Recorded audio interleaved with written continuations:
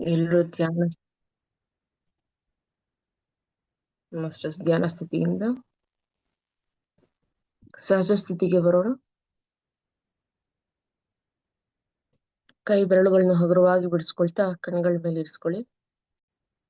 5 4 3 2 1. ಹಗುರವಾಗಿ ಕೈ ಬೆರಳುಗಳನ್ನ ನೋಡ್ಕೊಳ್ತಾ ಚಪ್ಪಾಳೆ ಮೂಲಕ ಆತ್ಮವಂದನೆಗಳನ್ನ ಹೊಂದಿಸೋಣ ಮಾಸ್ಟರ್. ತಿಳಿಸೋಣ ಈ ಅದ್ಭುತವಾದ ಧ್ಯಾನಕ್ಕೆ. ಈಗ ಆತ್ಮಜ್ಞಾನವನ್ನು ಹಂಚಲಿಕ್ಕೆ ಶಾಂತ ಮುರಳಿ ಮಾಸ್ಟರ್ ಅವರು ಜಾಯ್ನ್ ಆಗಿದ್ದಾರೆ. ಅವರು ಅದ್ಭುತವಾಗಿ ಆತ್ಮಜ್ಞಾನವನ್ನು ಹಂಚ್ತಾ ಇದ್ದಾರೆ. ಹಿಮಾಲಯ ಗುರುವಿನ ಗರಡಿಯಲ್ಲಿ 7 ಮಾಸ್ಟರ್ ತಮಗೆ PCSP ವತಿಯಿಂದ ಹಾಗೂ ಎಲ್ಲ ಧ್ಯಾನಿಗಳ ಪರವಾಗಿ ಆತ್ಮವಂದನೆಗಳನ್ನ ತಿಳಿಸ್ತಾ ಓವರ್ ಟು ಯು ಮಾಸ್ಟರ್. ನಮಸ್ತೆ ಮೇಡಮ್. ಪಿತಾಮಹ ಪತ್ರಿಜಿ ಗುರುಗಳಿಗೆ, ಸ್ವರ್ಣಮಾಲಾ ಪತ್ರಿಜಿ ಅವರಿಗೆ ಮತ್ತು ನನ್ನ ಮಾತಾಪಿತೃಗಳ ಪಾದಾರವಿಂದಗಳಿಗೆ ವಂದಿಸಿ ಆಶೀರ್ವಾದವನ್ನು ಬೇಡುತ್ತಾ, ನಾನು ಶಾಂತಾ ಮುರಳೀಧರ್ ಬೆಂಗಳೂರಿನಿಂದ ಮಾತಾಡ್ತಿದ್ದೇನೆ. ನನಗೆ ಇಲ್ಲಿ ಮಾತನಾಡಲು ಅವಕಾಶ ಮಾಡಿಕೊಟ್ಟ ಶ್ರೀಮತಿ ಅನಿತಾ ಪಿಂಡಿ ಮೇಡಮ್ ಅವರಿಗೆ ಮತ್ತು ಇಲ್ಲಿರುವ ಎಲ್ಲ ಧ್ಯಾನ ಬಂಧುಗಳಿಗೆ ವಂದಿಸ್ತಾ ಇದ್ದೇನೆ. ಇಂದಿನ ಸ್ವಾಧ್ಯಾಯವನ್ನ ಪ್ರಾರಂಭ ಮಾಡೋಣ. ಹಿಮಾಲಯದ ಗುರುವಿನ ಗರಡಿಯಲ್ಲಿ ಅವರ ಆತ್ಮಕಥೆಯನ್ನು ಬರೆದಂತ ಶ್ರೀ ಎಂ ಅವರ ಬಗ್ಗೆ ನಾವು ಇವತ್ತು 7ನೇ ದಿವಸದ ಸ್ವಾಧ್ಯಾಯನ ನೋಡ್ತಾ ಇದ್ದೇವೆ. ನಿನ್ನೆವರೆಗೂ ಏನಾಗಿತ್ತು ಅಂತಂದ್ರೆ ಅವರು ಹೇಳಿದ್ದು ನೆನಪಾಗತ್ತ ಅವರಿಗೆ. ಬಾಬಾಜಿ ಏನ್ ಹೇಳ್ತಾರೆ, ಇವ್ರು ನನಗ್ ಬೇಡ, ನಾನು ಹಿಮಾಲಯದಲ್ಲೇ ಉಳ್ಕೊಳ್ತೀನಿ ಅಂತ ಹೇಳಿದಾಗ ಅವ್ರು ಹೇಳ್ತಾರೆ, ನೋಡು, ನೀನು ಅಸ್ವಸ್ಥರಿಗೆ, ನೀನು ರೋಗಗ್ರಸ್ತರಿಗೆ ನೀನು ವೈದ್ಯನಾಗ್ಬೇಕು. ಅಂದ್ರೆ ಧ್ಯಾನದ ಮೂಲಕ. ಅಂದ್ರೆ ಎಷ್ಟೋ ಜನಕ್ಕೆ ಅರಿವಿರುವುದಿಲ್ಲ, ಅದ್ರ ಬಗ್ಗೆ ನೀನು ಅರಿವು ತಿಳಿಸ್ಲಿಕ್ಕೋಸ್ಕರ ನಿನಗೆ ಇಷ್ಟೆಲ್ಲ ಕಲ್ಸಿರೋದು ಹಿಮಾಲಯದಲ್ಲಿ. ಈಗ ನೀನು ಹೋಗಿ ನಿನ್ನ ಸಾಧನೆಯನ್ನ ನೀನ್ ಮಾಡ್ಲೇಬೇಕು, ನೀನ್ ಹೋಗು ಅಂತ ಹೇಳಿ ಅವ್ರನ್ನ ಕಳಿಸಿರ್ತಾರೆ. ಸ್ವಲ್ಪ 1 ವರ್ಷಗಳವರೆಗೂ ಅಲ್ಲಿ ಅವರ ಊರಲ್ಲೇ ಇರ್ತಾರೆ. ಇದಾದ ನಂತರ ಅವ್ರಿಗೆ ತಡಿಲಿಕ್ಕೆ ಆಗೋದಿಲ್ಲ. ತಂದೆಗೆ ಸಹಾಯ ಮಾಡ್ತಾರೆ, ಎಲ್ಲಾ ಮಾಡ್ತಿರ್ತಾರೆ. ಆದ್ರೆ ಕೂಡ ಅವರಿಗೆ ಅಲ್ಲಿ ಬಾಬಾಜಿನೇ ಅವ್ರ ಮನಸ್ಸಿಗೆ ಬರ್ತಾ ಇರುತ್ತೆ. ಅವರು ಕೊಟ್ಟ ರೀತಿಯ ತಂತ್ರವನ್ನ ಬಳಸ್ಬಿಟ್ಟು ಅವ್ರಿಗೆ ಹೇಳ್ತಾರೆ, ನನ್ನನ್ನು ನೀವು ಬೇಗ ಸಂಪರ್ಕಿಸ್ಲಿಲ್ಲ ಅಂತಂದ್ರೆ ನಾನು ಹಿಮಾಲಯಕ್ಕೆ ಹೊರಟು ಬಿಡೋದೆ ಅಂತ ಹೇಳ್ತಾರೆ. ಹಾಗೆ ಅವರು ಪ್ರಣಾಮಗಳು ಅಂತ ಹೇಳಿ ಹೇಳ್ತಾರೆ. ಅಷ್ಟೊತ್ತಿಗೆ ಬಾಬಾಜಿ ಕರೀತಾರೆ, ಅಜ್ಮೀರಕ್ಕೆ ಬಾ, ನಿನಗಾಗಿ ಅಲ್ಲಿ ಕಾಯುತ್ತಿರುತ್ತೇನೆ ಅಂತ ಹೇಳ್ತಾರೆ. ಇವ್ರಿಗೆ ಖುಷಿ ಆಗತ್ತೆ. ಇವ್ರೇನ್ ಮಾಡ್ತಾರೆ, ಅಲ್ಲಿಂದ ಅಜ್ಮೀರಕ್ಕೆ ಹೋಗ್ತಾರೆ. ಅಜ್ಮೀರಕ್ಕೆ ಹೋದಾಗ ಅಲ್ಲಿಗೆ ಬಂದ ಬಾಬಾಜಿಯವರು ಅವ್ರಿಗೆ ಸೂಫಿ ಗುರುಗಳನ್ನ ಪರಿಚಯಿಸ್ತಾರೆ. ಅವರಿಂದ ನೀನು ಪಾಠ ಕಲೀಲಿಕ್ಕಿದೆ ಅಂತ ಹೇಳಿ ಅವರಿಗೆ ಸಾಕಷ್ಟು ಪಾಠವನ್ನ ಸೂಫಿ ಗುರುಗಳಿಂದ ಕಲಿಸ್ತಾರೆ. ಅಜ್ಮೀರಕ್ಕೆ ಹೋದ ನಂತರ ಸಾಕಷ್ಟು ಪಾಠಗಳನ್ನ ಸೂಫಿ ಗುರುವಿಂದ ಇವ್ರು ಕಲಿತಾರೆ. ಕಲ್ತಾದ್ಮೇಲೆ ಏನಾಗತ್ತೆ, ಅಲ್ಲಿಂದ ಕಲ್ತಾದ್ಮೇಲೆ ಅವ್ರ ಅಜ್ಮೀರದಿಂದ ಹಿಂದಿರುಗಿದ ಮಾರನೇ ವರ್ಷ ಔಷಧ ಶಾಸ್ತ್ರದ ಡಿಪ್ಲೊಮಾ ವಿದ್ಯಾರ್ಥಿಯಾಗಿ ನನ್ನನ್ನು ಕಾಲೇಜಿಗೆ ಸೇರಿಸಿದ್ರು. ಅಂದ್ರೆ ಅಜ್ಮೀರದಲ್ಲಿ ಸ್ವಲ್ಪ ದಿವಸ ಬಾಬಾಜಿ ಜೊತೆಗೆ ಇರ್ತಾರೆ. ಆಮೇಲೆ ಸೂಫಿ ಸಂತರಿಂದ ಸಾಕಷ್ಟು ಪಾಠಗಳನ್ನು ಕಲಿತಾರೆ. ಕಲ್ತಾದ್ಮೇಲೆ ಅವರು ಅವರ ಊರಿಗೆ ವಾಪಸ್ ಹೋಗ್ತಾರೆ. ಅಲ್ಲಿ ಹೋಗಿ ಔಷಧ ಶಾಸ್ತ್ರ ಡಿಪ್ಲೊಮಾ ವಿದ್ಯಾರ್ಥಿಯಾಗಿ ಅವರು ಕಾಲೇಜಿಗೆ ಸೇರ್ತಾರೆ. ಜೀವನಕ್ಕೆ ಉಪಯುಕ್ತವಾಗಬಹುದಾದ ಇಂಥದೊಂದು ಮಾರ್ಗದಲ್ಲಿ ಮಗ್ನನಾದರೆ ನನ್ನ ಅಲಮಾರಿತನ ಕಡಿಮೆ ಆದೀತು ಎಂದು ತಂದೆ ತಾಯಿಗಳ ಯೋಚನೆ. ಅಂದ್ರೆ ಅವ್ರು ಯೋಚನೆ ಮಾಡ್ತಾರೆ, ಇವನು ಸುಮ್ನೆ ಹೇಳದೆ ಕೇಳದೆ ಊರಿಂದ ಹೊರಟೋಗ್ತಾ ಇರ್ತಾನಲ್ಲ, ಇವನನ್ನು ಏನಾದ್ರೂ ಒಂದು ಹದ್ದುಬಸ್ತಿಗೆ ತರಬೇಕು ಅಂತ ಹೇಳಿ ಕಾಲೇಜಿಗೆ ಸೇರಿಸ್ತಾರೆ. ನಾನಂತೂ ಆ ಕೋರ್ಸನ್ನು ಇಷ್ಟಪಟ್ಟೆ ಅಂತ ಅವ್ರು ಹೇಳ್ತಾರೆ. ದೇಹ ರಚನಾ ಶಾಸ್ತ್ರ ಮತ್ತು ಶರೀರ ವಿಜ್ಞಾನಗಳ ಆಳ ಅಧ್ಯಯನ, ಅದಕ್ಕೆ ಸಂಬಂಧಿಸಿದಂತೆ ಅಂಗವಿಚ್ಛೇದನ, ಆಸ್ಪತ್ರೆಗಳ ಶವಾಗಾರ ಭೇಟಿ ಇತ್ಯಾದಿ ಮಾಡಬೇಕಿತ್ತು. ಆರ್ಗಾನಿಕ್ ಕೆಮಿಸ್ಟ್ರಿ ಮತ್ತು ಫಾರ್ಮಕಾಲಜಿ ಕೂಡ ಪಠ್ಯದ ಭಾಗವಾಗಿದ್ದವು. ಮೊದಲ ವರ್ಷ ಚೆನ್ನಾಗಿಯೇ ಓದಿದೆ.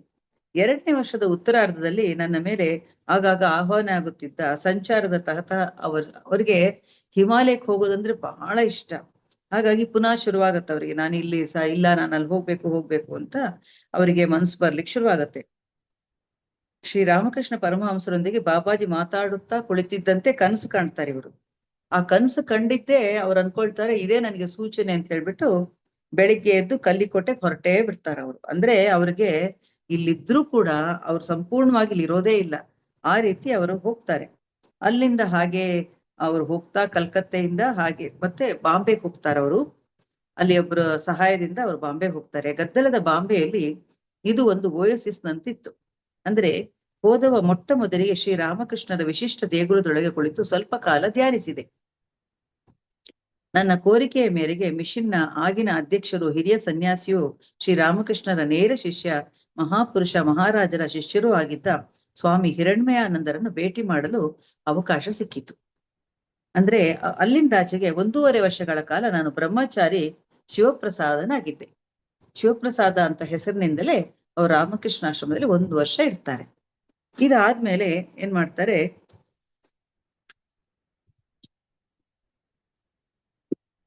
ನಂತರ ಬಾಬಾಜಿಯಿಂದ ಸೂಚನೆ ಬರಬಹುದೆಂದು ಕಾಯ್ತಾರೆ. ಬರಲಿಲ್ಲವಾದ ಕಾರಣ ನೇರ ಬಾಂಬೆ ಸೆಂಟ್ರಲ್ ರೈಲ್ವೆ ನಿಲ್ದಾಣಕ್ಕೆ ಹೋಗಿ ಕಲ್ಕತ್ತೆಗೆ ಟಿಕೆಟ್ ತಗೊಳ್ತಾರೆ. ಅಲ್ಲಿಗೆ ತಲುಪುವಷ್ಟು ಮಾತ್ರ ಹಣವಿತ್ತು ಅವರಲ್ಲಿ. ಹಾಗಾಗಿ ಹೌರಾ ನಿಲ್ದಾಣದಿಂದ ದಕ್ಷಿಣೇಶ್ವರದವರೆಗಿನ ಹಾದಿಯನ್ನು ಕಾಲ್ನಡಿಗೆಯಲ್ಲಿಯೇ ಕ್ರಮಿಸ್ತಾರೆ.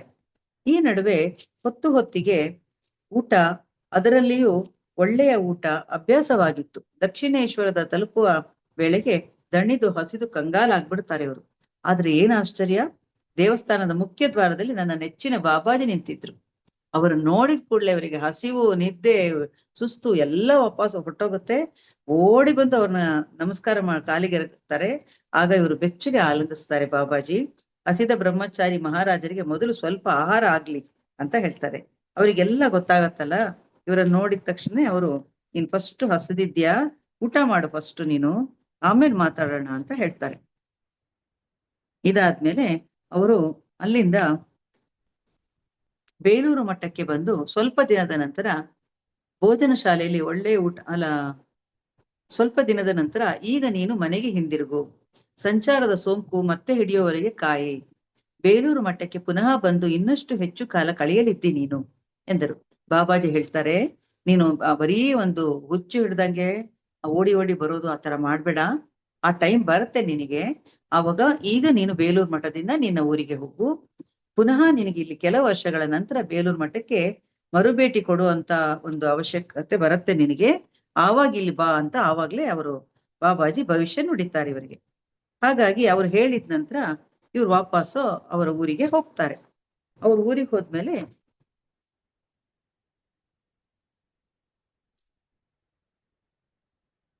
ಅಲ್ಲಿಂದ ಅಲ್ಮೋರದಿಂದ ದೆಹಲಿಗೆ ಹೋಗಿ ಅಲ್ಲಿಂದ ಬನಾರಸಿಗೆ ತೆರಳಿದ ನೇರವಾಗಿ ರಾಮಕೃಷ್ಣ ಮಿಷನ್ ಸೇವಾಶ್ರಮಕ್ಕೆ ಹೋಗ್ತಾರೆ. ಅವರು ಮೊದಲೇ ಮಾತು ಕೊಟ್ಟಂತೆ, ಅಂದ್ರೆ ಅವ್ರು ವಾಪಸ್ ಹೋಗಿರ್ತಾರೆ, ಅವ್ರ ಊರಲ್ಲಿ ಸ್ವಲ್ಪ ಸಮಯ ಇರ್ತಾರೆ, ತಂದೆಗೆ ಸಹಾಯ ಮಾಡ್ಕೊಂಡೆಲ್ಲ ಇರ್ತಾರೆ. ಆಮೇಲೆ ಏನಾಗುತ್ತೆ, ಅವರಿಗೆ ಪುನಃ ಇಲ್ಲಿಗೆ ಬರ್ಬೇಕು ಅಂತ ಬಾಬಾಜಿಯಿಂದ ಕರೆ ಬರುತ್ತೆ. ಹಾಗಾಗಿ ಪುನಃ ಬನಾರಸ್ ಇದಕ್ಕೆ ಬರ್ತಾರೆ. ಅವರು ರಾಮಕೃಷ್ಣ ಮಿಷನ್ ಸೇವಾಶ್ರಮಕ್ಕೆ ಹೋಗ್ತಾರೆ. ಮೊದಲೇ ಮಾತು ಕೊಟ್ಟಂತೆ ಇರಾಕಿ ವೈದ್ಯ ಸ್ವಾಮಿ ದೇವಾತ್ಮನಂದ ಅಲ್ಲಿದ್ದರು. ಅಲ್ಲಿನ ಹಿರಿಯ ಸ್ವಾಮಿಗಳಿಗೆ ನನ್ನನ್ನು ಪರಿಚಯಿಸಿದರು. ಆ ಹಿರಿಯ ಸ್ವಾಮಿಯು ಒಬ್ಬ ವೈದ್ಯರೇ, ಬಹಳ ಕರುಣಾರ್ಧ ಮನುಷ್ಯ. ನೀವು ಬೇಲೂರು ಮಠದಲ್ಲಿರುವ ಸ್ವಾಮಿ ಹಿರಣ್ಮಯಾನಂದರಿಗೆ ಪತ್ರ ಬರೆದು ಬ್ರಹ್ಮಚಾರಿಯಾಗಿ ಬೇಲೂರು ಮಠ ಸೇರಲು ಅನುಮತಿ ಕೋರುವುದು ಒಳ್ಳೆಯದು ಎಂದು ಇಬ್ಬರೂ ವೈದ್ಯ ಸ್ವಾಮಿಗಳು ಒಮ್ಮತದಲ್ಲಿ ನನಗೆ ಸಲಹೆ ನೀಡಿದರು. ಸ್ವಾಮಿ ಹಿರಣ್ಮಯಾನಂದರು ರಾಮಕೃಷ್ಣ ಮಿಷನ್ನ ಸಾಮಾನ್ಯ ಕಾರ್ಯದರ್ಶಿಗಳಲ್ಲಿ ಒಬ್ಬರಾಗಿದ್ರು. ಆಮೇಲೆ ಯಾತ್ರಿಕರು ಗುಂಪುಗಳು, ನಾರುವ ಗಲ್ಲಿಗಳು, ಸ್ವಚ್ಛಂದ ಅಲೆದಾಡುವ ಭಯಾನಕ ಕೋಡಿರುವ ಗೂಳಿಗಳು, ಗೊತ್ತೇ ಆಗದಂತೆ ಸುಳಿದಾಡುವ ಮಂಗಗಳು, ಧೂಳು, ಸೊಳ್ಳೆ ಮತ್ತು ಅತ್ಯಾಸೆಯ ಪಂಡರು, ಇದೆಲ್ಲದರ ಹೊರತಾಗಿಯೂ ವಾರಣಾಸಿಯಲ್ಲಿ ಸ್ಪಷ್ಟವಾದ ಶಾಂತಿ, ನೆಮ್ಮದಿಯ ಅನುಭವ ಆಯ್ತು ನನಗೆ ಅಂತ ಹೇಳ್ತಾರೆ. ಅಂದ್ರೆ ಎಷ್ಟೆಲ್ಲಾ ಧೂಳಿತ್ತು, ಆ ಪ್ರಾಣಿ ಪಕ್ಷಿಗಳದ್ದು ಗಲಾಟೆ ಇತ್ತು, ಕೊಂಬು ಇಷ್ಟು ದೊಡ್ಡ ಕೊಂಬಿರುವ ಹಸುಗಳು ತೊಂದರೆ ಕೊಡ್ತಿತ್ತು, ಧೂಳು ಅಂದ್ರೆ ಧೂಳು. ಅಷ್ಟಾದ್ರೂ ಕೂಡ ಅಲ್ಲಿ ವಾರಣಾಸಿಯಲ್ಲಿ ಸ್ಪಷ್ಟವಾದ ಶಾಂತಿ ಮತ್ತು ನೆಮ್ಮದಿ ನನ್ಗೆ ಅನುಭವ ಆಯ್ತು ಅಂತ ಅವ್ರು ಹೇಳ್ತಾರೆ. ಸ್ವಾಮಿ ಹಿರಣ್ಮಯಾನಂದರಿಂದ ಪತ್ರ ಬರುವ 3 ದಿನಗಳ ಮುನ್ನ ಒಂದು ಸಂಜೆ ಕಾಶಿ ವಿಶ್ವನಾಥ ಲಿಂಗ ದರ್ಶನ ಮಾಡಿ ಬರುವೆನೆಂದು ಹೊರಟೆ. ದರ್ಶನ ಮಾಡಿ ಲಿಂಗವನ್ನು ಸ್ಪರ್ಶಿಸಿ ದೇವಸ್ಥಾನದ ಹೊರಬಂದು ಮಣಿಕರ್ಣಿಕಾ ಘಾಟ್ಗೆ ಹೋದೆ. ಅಲ್ಲಿ ಶವಗಳ ದಹನ ನಡೆಯುತ್ತಲೇ ಇತ್ತು. ಘಾಟಿನ ಮೆಟ್ಟಲಿಳಿದು ಇದ್ದುದರಲ್ಲಿ ನಿಶ್ಶಬ್ದ ಸ್ಥಳವನ್ನು ಹುಡುಕಿ ಗಂಗೆಗೆ ಮುಖ ಮಾಡಿ ಕುಳಿತುಕೊಂಡೆ. ಹಾಗೆ ಕುಳಿತಿದ್ದವನ ಮನಸ್ಸು ಬಾಬಾಜಿಯತ್ತ ತಿರುಗಿತು. ಈಗ ಅವರೆಲ್ಲಿರಬಹುದು? ಹಿಮಾಲಯದಲ್ಲೆಲ್ಲೋ ಅಲೆದಾಡುತ್ತಿರಬಹುದೇ? ಇಲ್ಲಿ ನನ್ನ ಪಕ್ಕದಲ್ಲಿ ಅವರು ಕುಳಿತಿರುತ್ತಿದ್ದರೆ ಎಷ್ಟು ಚೆನ್ನಾಗಿರ್ತಿತ್ತು ಅಂತ ಯೋಚಿಸ್ತಾರೆ ಇವರು. ಬಾಬಾಜಿನೇ ನೆನಪು ಮಾಡ್ಕೊಳ್ತಾರೆ. ಅವರು ಬನಾರಸ್ನಲ್ಲಿ ಓಡಾಡಿದ್ರಂತೆ.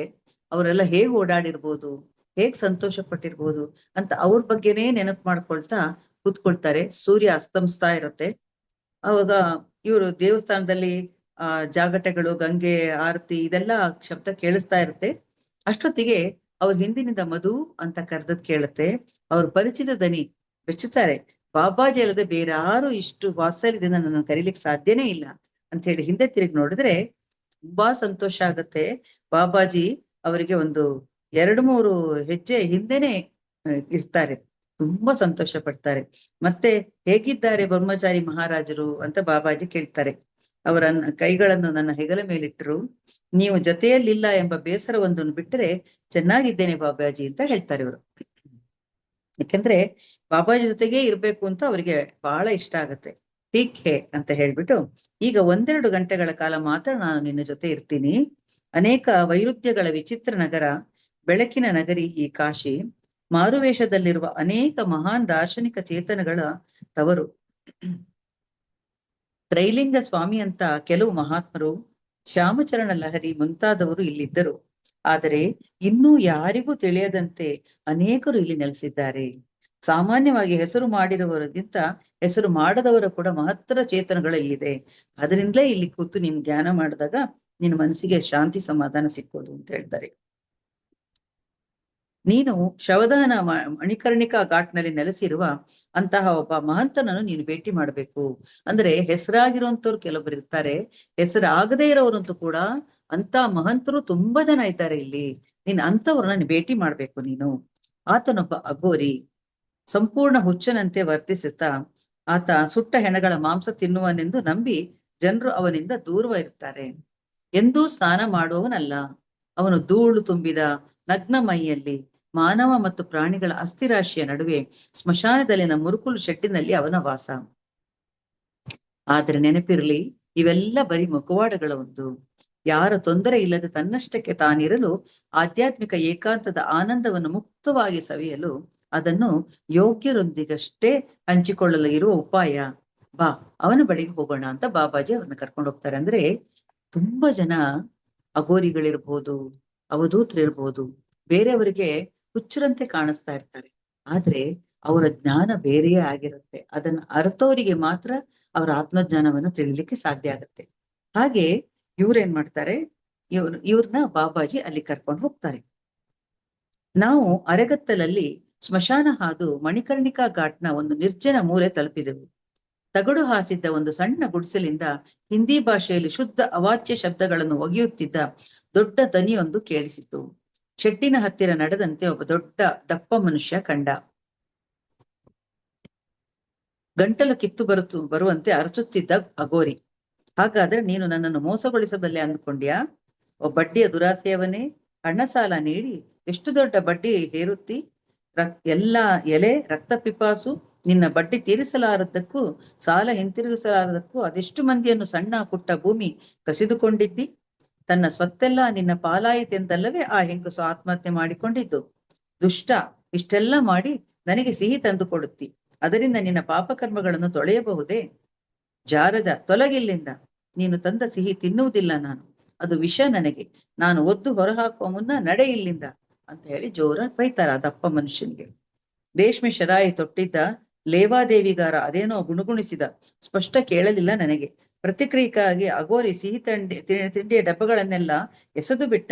ಅವುಗಳಲ್ಲೊಂದು ಸೀದಾ ನನ್ನತ್ತಲೇ ಹಾರಿ ಬಂದು ಇನ್ನೇನು ತಲೆಗೆ ತಗುಲುವುದರಲ್ಲಿತ್ತು. ಮೈಮೇಲೆ ಕೈ ಮಾಡುವ ಹಂತ ತಲುಪಿದ್ದ ಅಘೋರಿಯ ಕೋಪಾವೇಶದಿಂದ ಬಚಾವಾಗಲು ರೇಷ್ಮೆ ಶರ್ಟಿನವ ಗಾಬರಿಯಿಂದ ಶೆಡ್ಡಿನ ಹೊರಗೋಡಿದ. ನಮ್ಮನ್ನು ಹಾದು ತನ್ನ ದಾರಿ ಹಿಡಿದ. ಅಂದ್ರೆ ಅಘೋರಿ ಅಂದ್ರೆ ಈ ತರದ್ದೆಲ್ಲ ಅವರಿಗೆ ಚೆನ್ನಾಗ್ ಗೊತ್ತಾಗತ್ತೆ. ಯಾರನ್ನ ನೋಡಿದ್ರೆ ಯಾರು ಹೇಗೆ ಏನು ಅಂತ ಗೊತ್ತಾಗತ್ತಲ್ಲ. ಇವನು ಮೋಸ ಮಾಡಿ ನನ್ನ ಹತ್ರ ಒಳ್ಳೇದಾಗ್ಲಿಕ್ಕೆ, ಅಂದ್ರೆ ನನಗೆ ಆಶೀರ್ವಾದ ಮಾಡಿ ನನ್ನ ಒಳ್ಳೇದ್ ಮಾಡಿ ಅಂತ ಕೇಳಕ್ ಬಂದಿದ್ದಾನೆ. ಸಿಹಿ ತಗೊಂಡ್ ಬಂದು ಇವನು ಹೊಟ್ಟೆನಲ್ಲಿ ಇರೋದು ಪೂರ್ತಿ ವಿಷನೇ. ಎಷ್ಟು ಜನನ್ ಸಾಯಿಸಿದಾನೆ ಇವನು, ಇಂಥವನು ವಿಷ ತಗೊಳ್ಬೇಕಾ ಅಂತ ಹೇಳಿ ಚೆನ್ನಾಗಿ ಬೈದು ಅವನು ಓಡ್ ಹೋಗ್ತಾನೆ. ಅವನು ಬೈಕೊಂಡು ಓಡ್ ಹೊಟ್ಟೋಗ್ತಾನೆ. ಆಮೇಲೆ ಇವರು ಸ್ವಲ್ಪ ಹೊತ್ತು ಕಾಯ್ತಾರೆ. ಇವರು ಹರ್ಷದಿಂದ ಚಪ್ಪಾಳೆ ತಟ್ಟುತ್ತಾ ಅಘೋರಿ ಗಟ್ಟಿಯಾಗಿ ಸಾರಿದ. ಮೂರ್ಖರು, ಅದೆಲ್ಲಿಂದ ಬರುತ್ತಾರೋ ದೇವರೇ ಬಲ್ಲ. ಅಸಂಬದ್ಧ ಮಾತಾಡುತ್ತಾರೆ, ಅವರನ್ನೆಲ್ಲ ಓಡಿಸಿಬಿಟ್ಟೆ. ಹೋ, ಜೋಗಿ ಮಹಾರಾಜ್, ಕತ್ತಲಲ್ಲಿ ಅಡಗಬೇಡಿ, ಬನ್ನಿ, ದಯವಿಟ್ಟು ನಿಮ್ಮನ್ನು ಕಾಯಿಸಿದ್ದಕ್ಕೆ ಕ್ಷಮೆ ಇರಲಿ ಅಂತ ಕರೀತಾರೆ. ಅವರು ಒಂದು ಮುಖವಾಡ ಮಾತ್ರ ಅಂತ ಮುಂಚೆನೆ ಹೇಳಿರ್ತಾರಲ್ಲ, ಹಾಗಾಗಿ ಅದೇ ರೀತಿ ಅವ್ರು ಕರೀತಾರೆ, ಇವ್ರನ್ನ ನೋಡ್ತಾರೆ, ನೋಡ್ಬಿಟ್ಟು ಹೇಳ್ತಾರೆ, ದಯವಿಟ್ಟು ನಾನು ಇಷ್ಟೊತ್ತು ತನಕ ಕಾಯಿಸಿದ್ದಕ್ಕಾಗಿ ಕ್ಷಮೆ ಇರ್ಲಿ, ಮೊದಲು ಬಂದು ಇಲ್ಲಿ ಕೂತ್ಕೊಳ್ಳಿ ಅಂತ ಹೇಳ್ತಾರೆ. ಅಲ್ಲಿ ಅಂತ ಕೊಳಕಿರತ್ತಲ್ಲ, ಆದ್ರೆ ಸುಗಂಧ ಬರ್ತಾ ಇರುತ್ತೆ ಅಂತ ಜಾಗದಿಂದ. ಅಂದ್ರೆ ಅವರ ಒಂದು ವ್ಯಕ್ತಿತ್ವ ಹೇಗಿರುತ್ತೆ ಅನ್ನೋದು ಗೊತ್ತಾಗತ್ತೆ. ಅವರಿಬ್ಬರನ್ನು ಅಲ್ಲಿ ಕೂರಿಸ್ಬಿಟ್ಟು ಆಮೇಲೆ ಅವ್ರು ಕೂತ್ಕೊಳ್ತಾರೆ. ಎಷ್ಟು ಸೌಮ್ಯತೆ ಇರುತ್ತೆ ಅವರಲ್ಲಿ, ಎಷ್ಟು ಪರಿಮಳ ಇರುತ್ತೆ ಅಲ್ಲಿ ಅಂತ ಹೇಳಿ ಇವ್ರು ನೋಡ್ತಾರೆ. ಜೋಗಿ ಮಹಾರಾಜ್, ಬಹಳ ದಿನವಾಯ್ತು ನಿಮ್ಮನ್ನು ನೋಡಿ. ನನ್ನ ನಾಟಕದ ಮಜಾ ಅನುಭವಿಸಿರುವುದೆಂದು ಭಾವಿಸುತ್ತೇನೆ. ಹಾಗಾದ್ರೆ ನಿಮಗೆ ಸಿಕ್ಕಿದ ಯುವಕ ಇವನೇ? ನನ್ನನ್ನು ಕಂಡ್ರೆ ಭಯವಾಗುತ್ತಿದೆಯಾ ಅಂತ ಇವ್ರನ್ನ ಕೇಳ್ತಾರೆ. ಇಲ್ಲ ಅಂತ ಹೇಳ್ತಾರೆ ಅಮ್ಮವರು. ನಿಮ್ಮನ್ನು ಕಾಣಲೆಂದು ಆತನನ್ನು ಕರೆತಂದೆ. ನಮಗೆ ಹೆಚ್ಚು ಸಮಯವಿಲ್ಲ. ಶ್ರೀಗುರು ನಿಮ್ಮನ್ನು ಭೇಟಿ ಮಾಡಲು ಹೇಳಿದರು. ನಿಮ್ಮ ರೂಪ ಪರಿವರ್ತನೆ ಕ್ರಿಯೆಯನ್ನು ಈ ಯುವಕನು ಕಣ್ಣಾರೆ ನೋಡಲಿ ಎಂದು ಇಚ್ಛೆ ನನಗೆ. ಅಂತದ್ದೇನನ್ನೂ ಆತ ಈವರೆಗೆ ನೋಡಿಲ್ಲ ಅಂತ ಬಾಬಾಜಿ ಹೇಳ್ತಾರೆ. ನೀವಂದಂತೆ ಆಗಲಿ ಜೋಗಿ ಮಹಾರಾಜ್, ಆದ್ರೆ ಇದಕ್ಕಿಂತ ಹೆಚ್ಚಿನದು ಏನಾದ್ರೂ ತೋರಿಸಬಹುದಿತ್ತು ನೀವು ಅವನಿಗೆ. ಅದೇನೇ ಇರಲಿ, ಇದೋ ದಂಗು ಬಡಿದ ನನ್ನ ಕಣ್ಣೆದುರೇ ಅಗೋರಿಯ ದೇಹ ಮಸುಕಾಗಿ ಅದೇ ಜಾಗದಲ್ಲಿ ಅಪ್ರತಿಮ ಸುಂದರ ಯುವಕನೊಬ್ಬ ನಿಂತಿದ್ದ. ಸೊಂಟಕ್ಕೆ ರೇಷ್ಮೆಯ ಕೆಂಪು ವಸ್ತ್ರ, ಕತ್ತಿನಲ್ಲಿ ಸ್ಫಟಿಕ ಮಾಲೆ. ಶ್ರೀ ಗುರುವನ್ನು ಹೊರತುಪಡಿಸಿ ಇಷ್ಟೊಂದು ಆಕರ್ಷಕ ವ್ಯಕ್ತಿ ಬೇರೊಬ್ಬನು ನನ್ನ ಜೀವನದಲ್ಲಿ ಕಂಡಿಲ್ಲ. ನಾವು ಹೊರಡಲು ತಿರುಗಿದಾಗ ಬಾಬಾಜಿ ನನ್ನ ಮಳೆ ಹೇಳಿದರು, ಇದು ಆತನ ಅಸಲಿ ರೂಪ. ಮೊದಲು ನೀನು ಕಂಡದ್ದು ಒಂದು ಮುಖವಾಡ. ಈಗ ಆಶ್ರಮಕ್ಕೆ ಹಿಂದಿರುಗು. ಇವತ್ತು ನೀನು ನೋಡಿದ್ದರ ಕುರಿತು ಯಾರಲ್ಲಿಯೂ ಒಂದಕ್ಷರವನ್ನು ಹೇಳಬೇಡ. ಬೇಲೂರು ಮಠದಿಂದ ಬೇಗನೆ ಪತ್ರ ಬರುತ್ತದೆ. ಅಲ್ಲಿಗೆ ಹೋಗಿ ಸ್ವಲ್ಪ ಸಮಯ ಕಳೆ. ಮತ್ತೆ ಯಾವಾಗಲಾದ್ರೂ ಸಂಪರ್ಕಕ್ಕೆ ಬರುತ್ತೇನೆ. ಸಾಷ್ಟಾಂಗ ನಮಿಸಿದೆ. ಎದ್ದು ಬೆನ್ನು ನೇರ ಮಾಡುವುದರೊಳಗೆ ಅವರಿಬ್ಬರು ಮಾಯವಾಗಿದ್ರು. ಆಶ್ರಮಕ್ಕೆ ತಡವಾಗಿ ತಲುಪಿದೆ. ನೇರವಾಗಿ ಕೋಣೆಗೆ ಹೋಗಿ ಸ್ವಲ್ಪ ಹೊತ್ತು ಧ್ಯಾನಿಸಿ ನಿದ್ದೆ ಹೋದೆ ಅಂತ ಹೇಳ್ತಾರೆ. ಅಂದ್ರೆ ಇದೆಲ್ಲ ಅವರಿಗೆ ಪಾಠ ಕಲಿಸ್ಲಿಕ್ಕೆ ಎಂತೆಂತ ಸಂತರಿರ್ತಾರೆ, ಅಘೋರಿಗಳಿರ್ತಾರೆ, ಹೇಗಿರ್ತಾರೆ ಅವರು. ಹಾಗೆಲ್ಲ ಇದ್ರೂ ಕೂಡ ಅದನ್ನ ಅರಿಬೇಕಾದ್ರೆ ನಮ್ಮಲ್ಲಿ ಆತ್ಮಜ್ಞಾನ ಬೆಳೆದ್ರೆ ಮಾತ್ರ ಅಂತವ್ರನ್ನ ಅರಿಲಿಕ್ ಸಾಧ್ಯ ಅನ್ನೋದನ್ನ ತೋರಿಸ್ತಾ ಹೋಗ್ತಾರೆ. ಪ್ರತಿ ಒಂದು ಗಳಿಗೆನೂ ಇವರಿಗೆ ಪಾಠ ಕಲಿಸ್ತಾ ಹೋಗ್ತಾರೆ. ಸ್ವಾಮಿ ಹಿರಣ್ಯಾನಂದರಿಂದ ಪತ್ರ ಬಂದು ಬೇಲೂರು ಮಠಕ್ಕೆ ಹೋಗಿ ಪೂರ್ವ ಅರ್ಹತಾ ಪರೀಕ್ಷಾರ್ಥಿ ತರಬೇತಿ ಕೇಂದ್ರ ಸೇರಲು ಅನುಮತಿ ದೊರಕಿತು. ಸಹಾಯಕ ಸಾಮಾನ್ಯ ಕಾರ್ಯದರ್ಶಿ ಸ್ವಾಮಿ ಆತ್ಮಸ್ಥಾನಂದರನ್ನು ಮೊದಲು ಕಾಣಬೇಕೆಂದು ಸೂಚನೆ ಇತ್ತು. ಕಲ್ಕತ್ತೆಗೆ ಹೋಗುವ ರೈಲು ಹತ್ತಿ ಬೇಲೂರು ಮಠ ತಲುಪ್ತಾರೆ ಇವರು. ನನ್ನನ್ನು ಸಂದರ್ಶಿಸಿದ ಬಳಿಕ ಸಹಾಯಕ ಸಾಮಾನ್ಯ ಕಾರ್ಯದರ್ಶಿಗಳು ತರಬೇತಿ ಕೇಂದ್ರಕ್ಕೆ ಸೇರಿಸಿಕೊಂಡ್ರು. ಇವ್ರನ್ನ ಒಂದ್ಸತಿ ಪರೀಕ್ಷೆ ಮಾಡಿ ಅವರನ್ನ ತರಬೇತಿ ಕೇಂದ್ರಕ್ಕೆ ಸೇರಿಸ್ಕೊಳ್ತಾರೆ. ಅವರೊಡನೆ ನಡೆದ ವಿಚಾರ ವಿನಿಮಯದಿಂದ ಆ ಸ್ವಾಮಿ ಒಬ್ಬ ಅದ್ಭುತ ವ್ಯಕ್ತಿ ಅಂತ ಇವ್ರು ಕಂಡುಕೊಳ್ತಾರೆ. ಯಾಕಂದ್ರೆ ಇವರಲ್ಲಿ ಆತ್ಮಜ್ಞಾನ ಬೆಳೆದಿರೋದ್ರಿಂದ ಪ್ರತಿಯೊಬ್ಬ ವ್ಯಕ್ತಿಯನ್ನ ನೋಡಿದಾಗ ಇವರಿಗೆ ಅರ್ಥ ಆಗತ್ತೆ. ಅಲ್ಲಿ ಹಿರಿಯ ಮಕ್ಕಳ ಹಾಸ್ಟೆಲ್ಗೆ ನನ್ನನ್ನೇ ವಾರ್ಡನ್ ಮಾಡಿದ್ರು. ಅಲ್ಲಿನ ಜೀವನ ಕ್ರಮ ಭಿನ್ನವಾಗಿತ್ತು. ಹಿರಿಯ ಹುಡುಗರಿಗೆ ನಾನು ಇಂಗ್ಲಿಷ್ ಕಲಿಸಿದೆ. ಬಿಡುವಿನ ವೇಳೆ ಆಸಕ್ತ ವಿದ್ಯಾರ್ಥಿಗಳಿಗೆ ಇಂದ್ರಜಾಲ ಮತ್ತು ಕರಾಟೆ ಹೇಳಿಕೊಡುತ್ತಿದ್ದೆ. ಇದರಿಂದ ಕರಾಟೆ ಮಹಾರಾಜ್, ಮ್ಯಾಜಿಕ್ ಮಹಾರಾಜ್ ಅಂತ ಅಡ್ಡ ಹೆಸರು ಕೂಡ ಇವರಿಗೆ ಬಂತು. ಅಂಕಿಗೆ ಸಿಗದ ಹಿರಿಯ ಹುಡುಗರು ಬೇಗನೆ ನನಗೆ ಒಳ್ಳೆ ಗೆಳೆಯರಾದ್ರು ಕೂಡ ಅಂತ ಅವ್ರು ಹೇಳ್ತಾರೆ. ಕೇಂದ್ರದ ಮುಖ್ಯಸ್ಥರೊಂದಿಗೆ ಇಡೀ ಹೂಗ್ಲಿ ಜಿಲ್ಲೆಯಲ್ಲದೆ ಶ್ರೀರಾಮಕೃಷ್ಣರ ಜೀವನ ಕಥೆಯಲ್ಲಿ ಬೆಸೆದುಕೊಂಡಿರುವ ಕಾಮಾರಪುಕುರ, ಜಯರಾಮ ಬಾಟಿ ಮತ್ತು ಇನ್ನೂ ಅನೇಕ ಸ್ಥಳಗಳಿಗೆ ಭೇಟಿ ಕೊಡುವ ಸುಯೋಗ ನನ್ನದಾಯ್ತು. ಗ್ರಾಮೀಣ ಬಂಗಾಲವಂತೂ ನನ್ನನ್ನು ಸಂಮೋಹನಗೊಳಿಸಿತು ಅಂತ ಅವ್ರು ಹೇಳ್ತಾರೆ. ಅಷ್ಟು ಚೆನ್ನಾಗಿದೆ ಗ್ರಾಮೀಣವಾಗಿರುವಂತ ಬಂಗಾಲ ಅಂತ ಹೇಳ್ತಾರೆ. ಇಲ್ಲಿಂದ ಮುಂದೆ ಎಲ್ಲಿಗೆಂದು ಸೂಚನೆ ಸಿಗುವ ತನಕ ಎಂದರೆ 1 ವರ್ಷ ಕಾಲ ದಿಯೋಗಢ್ನಲ್ಲಿದ್ದೆ. ಒಂದು ರಾತ್ರಿ ಬಾಬಾಜಿ ಕನಸಿನಲ್ಲಿ ಕಾಣಿಸಿಕೊಂಡ್ರು. ಶಾಲೆಯ ಮಾಸ್ತರ ಪಾತ್ರ ಸಾಕು, ಮುಂದೆ ಸಾಗು, ಸದ್ಯ ಮನೆಗೆ ಮರಳು ಎಂದರು. ಇದನ್ನು ಸ್ಪಷ್ಟವಾಗಿ 3 ಸಲ ಅವರು ಉಚ್ಚರಿಸ್ತಾರೆ. ಅಂದ್ರೆ ಬಾಬಾಜಿ ಅವರಿಗೆ ಗೈಡ್ ಮಾಡ್ತಾನೆ ಇರ್ತಾರೆ. ಅವ್ರ ಜೊತೆಗೆ ಇರಲಿಲ್ಲ ಅಷ್ಟೇ ಹೊರತು ಗೈಡ್ ಮಾಡ್ತಾನೆ ಇರ್ತಾರೆ. ನೀನ್ ಇವಾಗ ಮನೆಗೆ ಹೋಗು, ನಿನ್ ಶಾಲೆ ಮಾಸ್ತರ ಸಾಕು, ನಿನ್ ಕೆಲ್ಸ, ಮನೆಗೆ ಹೋಗು ಅಂತ ಹೇಳ್ತಾರೆ. ಮರುದಿನವೇ ಗಂಟು ಮುಟ್ಟೆ ಕಟ್ಟಿಕೊಂಡು ದಿಯೋಗಢ್ನಿಂದ ಹೊರಟೆ. ಕೆಲವೇ ದಿನಗಳಲ್ಲಿ ಮತ್ತೆ ಮನೆಯಲ್ಲಿದ್ದೆ. ಅದಾಗಲೇ ನನ್ನ ತಂದೆ ತಾಯಿ ಚೆನ್ನೈಗೆ ಹೋಗಿ ನೆಲೆಸಿದ್ದರಿಂದ ದಿಢೀರನೆ ಒಂದು ಮಧ್ಯಾಹ್ನ ಆ ಚೆನ್ನೈ ನಿವಾಸದಲ್ಲಿ ನಾನು ಕಾಣಿಸಿಕೊಂಡೆ. ಆಗಾಗ ದೀರ್ಘಕಾಲ ನಾನು ಮಾಯವಾಗುವುದು, ಒಮ್ಮೆಲೆ ಹಿಂದಿರುಗುವುದು ಎಲ್ಲ ರೂಢಿಯಾಗಿ ನನ್ನನ್ನು ನೋಡಿದೊಡನೆ ಕ್ರಮೇಣ ಯಾವ ಪ್ರತಿಕ್ರಿಯೆಯೂ ಅವರಿಂದ ಬರುತ್ತಿರಲಿಲ್ಲ. ಸದ್ಯ ನಾನು ಬದುಕಿದೆ ಎಂಬುದೇ ಅವರ ದೊಡ್ಡ ಸಮಾಧಾನವಾಗಿತ್ತು. ಅಂದ್ರೆ ಸದ್ಯ ಇವನು ಬದುಕಿದಾನಲ್ಲಪ್ಪ, ಎಲ್ಲಿದ್ದಾನೆ ಅಂತ ಒಂದು ಅಟ್ಲೀಸ್ಟ್ ಈಗ ಹೇಳಿ ಆದ್ರೂ ಹೋಗ್ತಾನಲ್ಲ, ಅಂತೂ ಬಂದನಲ್ಲ ಅಂತ ಅವ್ರು ಸಮಾಧಾನ ಪಟ್ಕೊಳ್ತಾರೆ. ತಂದೆಗೆ ಫಾರ್ಮಸಿ ವ್ಯಾಪಾರದಲ್ಲಿ ನೆರವಾಗುತ್ತಾ ಸಮಯ ಸಿಕ್ಕಾಗ ರಾಮಕೃಷ್ಣ ಮಿಷನ್ ಕೇಂದ್ರಕ್ಕೆ ಮತ್ತಿತರ ಆಧ್ಯಾತ್ಮಿಕವಾಗಿ ಮುಖ್ಯವೆನಿಸುವ ಸ್ಥಳಗಳಿಗೆ ಭೇಟಿ ಕೊಡ್ತಾ ಬೇಗನೆ ಅಲ್ಲಿ ನೆಲೆ ನಿಂತೆ. ನಮ್ಮ ಹೊಸ ಮನೆ ಸಮುದ್ರದ ಹತ್ತಿರದಲ್ಲೇ ಇತ್ತಾಗಿ ಆಗಾಗ ಕಡಲಿನ ಬದಿಗೆ ಹೋಗಿ ಅಲ್ಲಿ ಅವರು ನೋಡ್ತಾ ಇರ್ತಾರೆ. ಜೆ ಕೃಷ್ಣಮೂರ್ತಿಯವರ ಬರಹಗಳನ್ನು ಓದಿ ಉಪನ್ಯಾಸಗಳನ್ನು ಪ್ರತ್ಯಕ್ಷವಾಗಿ ಕೇಳಿದ್ದು ಕಂಡದ್ದು. ಕೃಷ್ಣಮೂರ್ತಿ ಫೌಂಡೇಶನ್ನ ಪ್ರಧಾನ ಕಚೇರಿ ವಸಂತ ವಿಹಾರದಲ್ಲಿ ಅವರ ವ್ಯಕ್ತಿತ್ವ, ನೇರ ಸತ್ವಪೂರ್ಣ ಮಾತುಗಳಿಂದ ಆಕರ್ಷಿತರಾಗ್ತಾರೆ. ಆದ್ರೆ ಅವ್ರನ್ನ ವೈಯಕ್ತಿಕವಾಗಿ ಭೇಟಿ ಆಗ್ಬೇಕು ಅಂತ ಒಂದು ಅಭಿಲಾಷೆ ಏನ್ ಬರಲ್ಲ. ಇವರು ಸ್ಕೂಲ್ ದಿನಗಳಲ್ಲಿ ತಪಸ್ಯಾನಂದರನ್ನ ತಿರುವನಂತಪುರದ ರಾಮಕೃಷ್ಣ ಮಿಷನ್ ಮುಖ್ಯಸ್ಥರಾಗಿದ್ದಾಗ ಚೆನ್ನಾಗಿ ಅವರ ಪರಿಚಯವಾಗಿತ್ತು. ಇವ್ರಿಗೇನಾಗುತ್ತೆ, ಅವರು ಇವಾಗ ಉಪಾಧ್ಯಕ್ಷರಾಗಿರ್ತಾರಲ್ಲಿ ರಾಮಕೃಷ್ಣ, ಅವ್ರಿಗೇನಾಗುತ್ತೆ, ಇವ್ರಿಗೊಂಥರ ಅನ್ಸುತ್ತೆ, ಆ ತಪಸ್ಯಾನಂದರನ್ನ ಅವ್ರು ಮುಂಚೆ ನೋಡಿರ್ತಾರಲ್ಲ ಇವರ ಬಾಲ್ಯದಲ್ಲಿ, ಅವರಿಂದ ರಾಮಕೃಷ್ಣ ಪರಮಹಂಸರ ದೀಕ್ಷೆಯನ್ನು ತಗೊಳ್ಬೇಕು ಅಂತ ಇವ್ರಿಗೊಂದು ಮನಸ್ಸು ಬರುತ್ತೆ. ಹಾಗಾಗಿ ಇವ್ರು ಹೋಗಿ ಅವ್ರ ಹತ್ರ ಕೇಳ್ಕೊಳ್ತಾರೆ, ನನಗೆ ಮಂತ್ರೋಪದೇಶ ಕೊಡ್ತೀರಾ ಅಂತ. ಆಗ ಅವ್ರು ಖಂಡಿತ ಕೊಡ್ತೀನಿ, ನಾಡಿದ್ದು ಗುರುಪೂರ್ಣಿಮೆ ಇದೆ, ಆ ದಿವಸ ದೀಕ್ಷೆಗೆ ತಯಾರಾಗಿ ಬಾ ಅಂತ ಹೇಳ್ತಾರೆ. ಸ್ನಾನ ಮಾಡಿ ಎಲ್ಲ ಮಾಡಿ ಹೊಸದೊಂದು ಧೋತಿಯನ್ನು ಉಟ್ಕೊಂಡು ನೀನು ದೀಕ್ಷೆಗಾಗಿ ಬಾ ಅಂತ ಕರೀತಾರೆ. ಹಾಗೆ ಅವ್ರು ಬಂದಾಗ ಗುರುಪೂರ್ಣಿಮೆ ದಿನದಂದು ಶ್ರೀರಾಮಕೃಷ್ಣ ಮಂತ್ರದ ದೀಕ್ಷೆಯನ್ನು ಅವರು ಕೊಡ್ತಾರೆ ಇವರಿಗೆ. ಆಮೇಲೆ ಹೀಗೆ ಆ ದೀಕ್ಷೆ ತಗೊಂಡ ನಂತರ ಬಾಬಾಜಿಯಿಂದ ಯಾವಾಗ ಸೂಚನೆ ಬರುತ್ತೆ ನನಗೆ ಅಂತ ಮನೆಯ ಜೊತೆಗೆ 2 ತಿಂಗಳು ಕಾಲ ಚೆನ್ನೈನಲ್ಲೇ ಇರ್ತಾರೆ. ಹೀಗಾದ್ಮೇಲೆ ಚೆನ್ನೈನ ಥಿಯೋಸಫಿಕಲ್ ಸೊಸೈಟಿಯ ಪ್ರಧಾನ ಕಚೇರಿಗೆ ಹೊಂದಿಕೊಂಡು ಎಲಿಯಟ್ಸ್ ಬೀಚ್ ಎಂಬ ಖಾಸಗಿ ಕಡಲ ತೀರವಿದೆ. ಒಂದು ಸಂಜೆ ಅಲ್ಲಿ ಅಲೆಗಳನ್ನೇ ನೋಡುತ್ತಾ ಮೌನ ಕುಳಿತಿದ್ದೆ. ಆ ಜಾಗ ಅದೆಷ್ಟು ಪ್ರಶಾಂತವಾಗಿತ್ತೆಂದರೆ ಚೆನ್ನೈನ ಉರಿ ಬೇಸಿಗೆಯಲ್ಲೂ ನನಗೆ ನಿದ್ರೆ ಆವರಿಸಿತ್ತು. ಅಷ್ಟೊತ್ತಿಗೆ ಬಾಬಾಜಿಯ ಕರೆ ಬಂತು. ಬಾಬಾಜಿ ದನಿ ಕೇಳಿದ್ದೆ ನನಗೆ ಎಚ್ಚರವಾಯಿತು. ಆಲಂದಿಯಲ್ಲಿರುವ ಜ್ಞಾನೇಶ್ವರರ ಸಮಾಧಿಗೆ ಹೋಗು, ಇನ್ನು 3 ದಿನಗಳಲ್ಲಿ ಹೊರಡಬೇಕು ಅಂತ ಅವರಿಗೆ ಬಾಬಾಜಿ ತಿಳಿಸ್ತಾರೆ. 2 ದಿನಗಳ ನಂತರ ಪುಣೆಗೆ ಹೋಗುವ ರೈಲು ಹಿಡಿದು ಅಲ್ಲಿಂದ ಬಸ್ಸಿನಲ್ಲಿ ಆಲಂದಿಗೆ ತಲುಪಿದೆ. ಶಾಂತ ಸುಂದರ ಪುಟ್ಟ ಗ್ರಾಮವದು. ಅಲ್ಲಿ ತಲುಪಿದವನೇ ಜ್ಞಾನೇಶ್ವರರ ಸಮಾಧಿ ಮಂದಿರದ ಕಡೆಗೆ ಹೆಜ್ಜೆ ಹಾಕಿದೆ. ಸಮಾಧಿಯ ಸುತ್ತಲೂ ಅನೇಕ ಮಂದಿ ಕುಳಿತಿದ್ರು.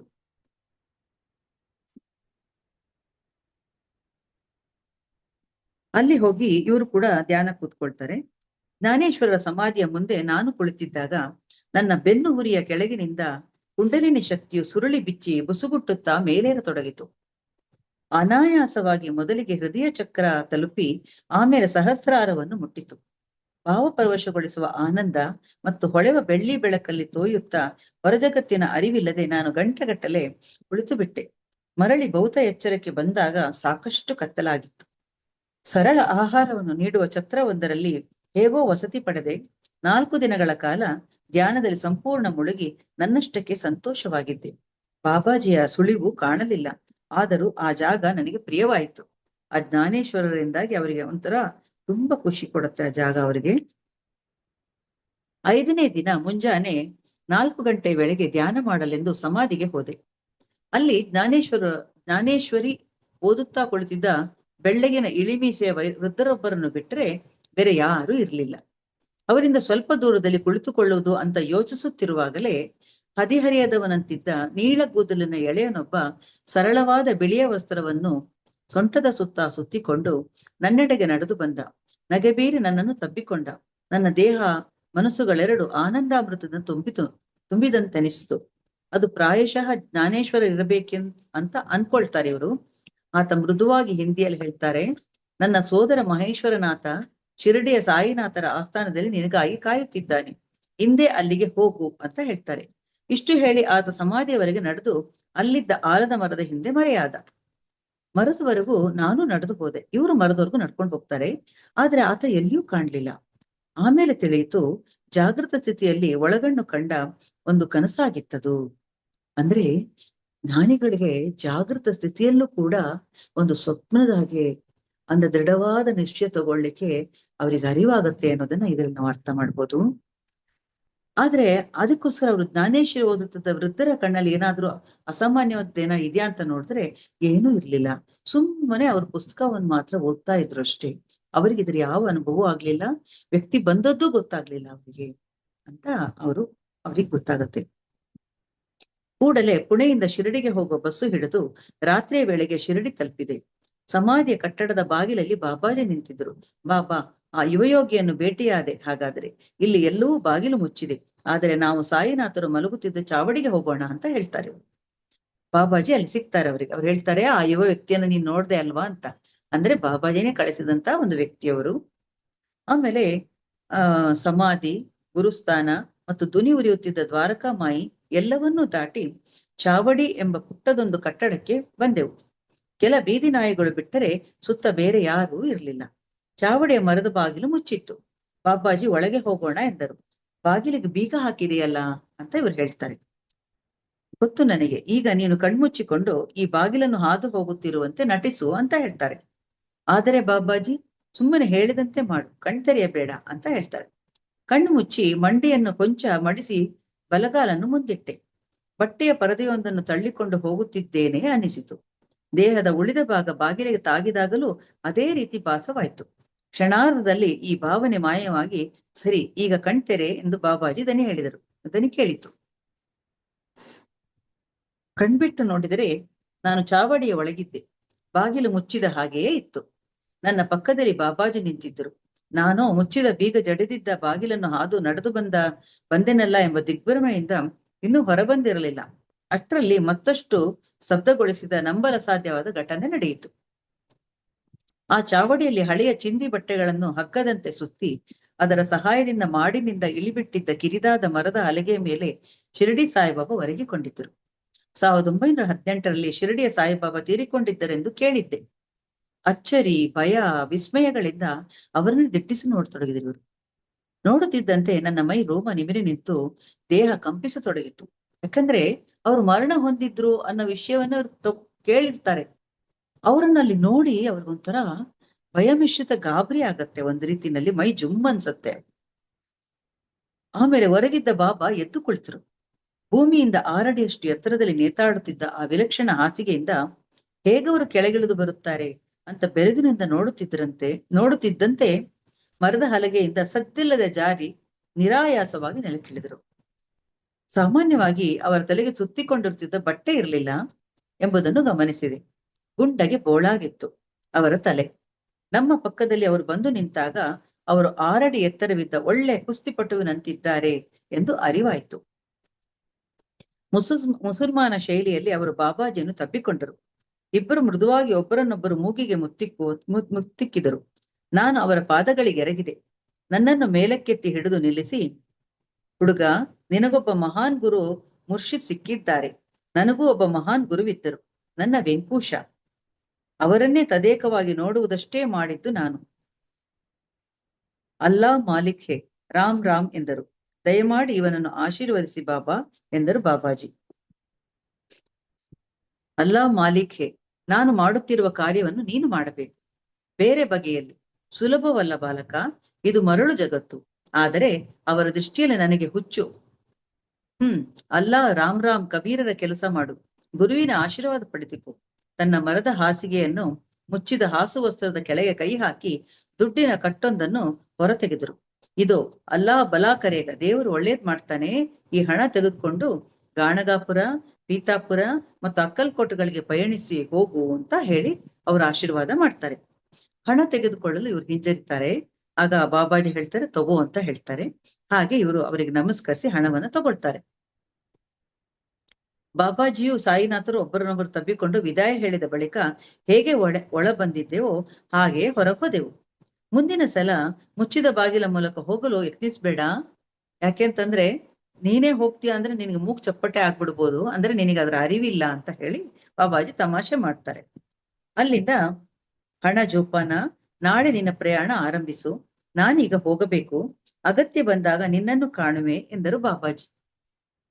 ಸಾಯಿನಾಥರು ಪ್ರಸ್ತಾಪಿಸಿದ ಸ್ಥಳಗಳಿಗೆ ಹೋಗುವ ಮಾರ್ಗವನ್ನು ತಿಳಿಸಿ ಹೋಗಿಬಿಟ್ಟರು.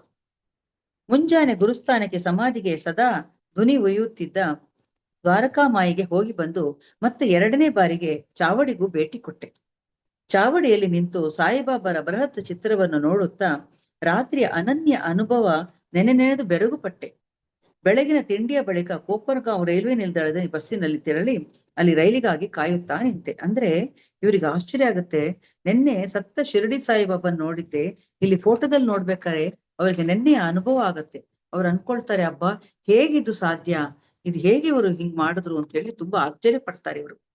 ಆಮೇಲೆ ಅವ್ರೇನ್ ಮಾಡ್ತಾರೆ, ಶಿರಡಿಯಿಂದ ಹೊರಟು ದತ್ತಾತ್ರೇಯನ ಅವತಾರವೆಂದು ಪ್ರಸಿದ್ಧರಾದ ಸ್ವಾಮಿ ನರಸಿಂಹ ಸರಸ್ವತಿಯವರು ತಮ್ಮ ಜೀವಿತದ ಬಹುಪಾಲು ದಿನಗಳನ್ನು ಕಳೆದ ನರ್ಸೋವಾಡಿ ಮತ್ತು ಗಾಣಗಾಪುರಗಳಿಗೆ ಪಯಣಿಸ್ತಾರೆ.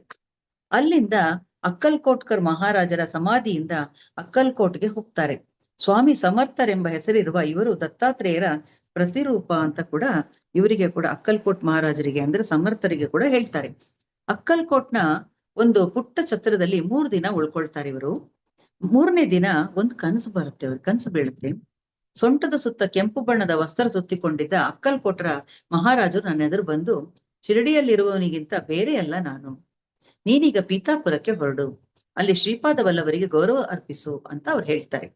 ಸರಿ, ಅಲ್ಲಿಂದ ಆಂಧ್ರ ಪ್ರದೇಶದ ಕಾಕಿನಾಡ ಬಳಿ ಇರುವ ಪೀತಾಪುರದೊಳಗೆ ಹೊರಡ್ತಾರೆ. ಅಲ್ಲಿ ದತ್ತಾತ್ರೇಯನ ಮತ್ತೊಂದು ಅವತಾರವೆಂದು ಹೆಸರಾದ ಶ್ರೀಪಾದ ವಲ್ಲಭರ ಮಂದಿರಕ್ಕೆ ಭೇಟಿ ಕೊಡ್ತಾರೆ. ಅಲ್ಲಿಂದ ಕರ್ನಾಟಕದ ಗುಲ್ಬರ್ಗಾ ಜಿಲ್ಲೆಯಲ್ಲಿರುವ ಮಾಣಿಕ್ ನಗರಕ್ಕೆ ಬಂದು ಶ್ರೀ ಮಾಣಿಕ್ ಪ್ರಭುಗಳ ಸಮಾಧಿಗೆ ಹೋಗ್ತಾರೆ. ಇವರನ್ನು ದತ್ತಾತ್ರೇಯನ ಅಂಶವೆಂದೇ ಇವರನ್ನು ಕೂಡ ದತ್ತಾತ್ರೇಯ ಅಂಶ ಅಂತ ಹೇಳ್ತಿರ್ತಾರೆ.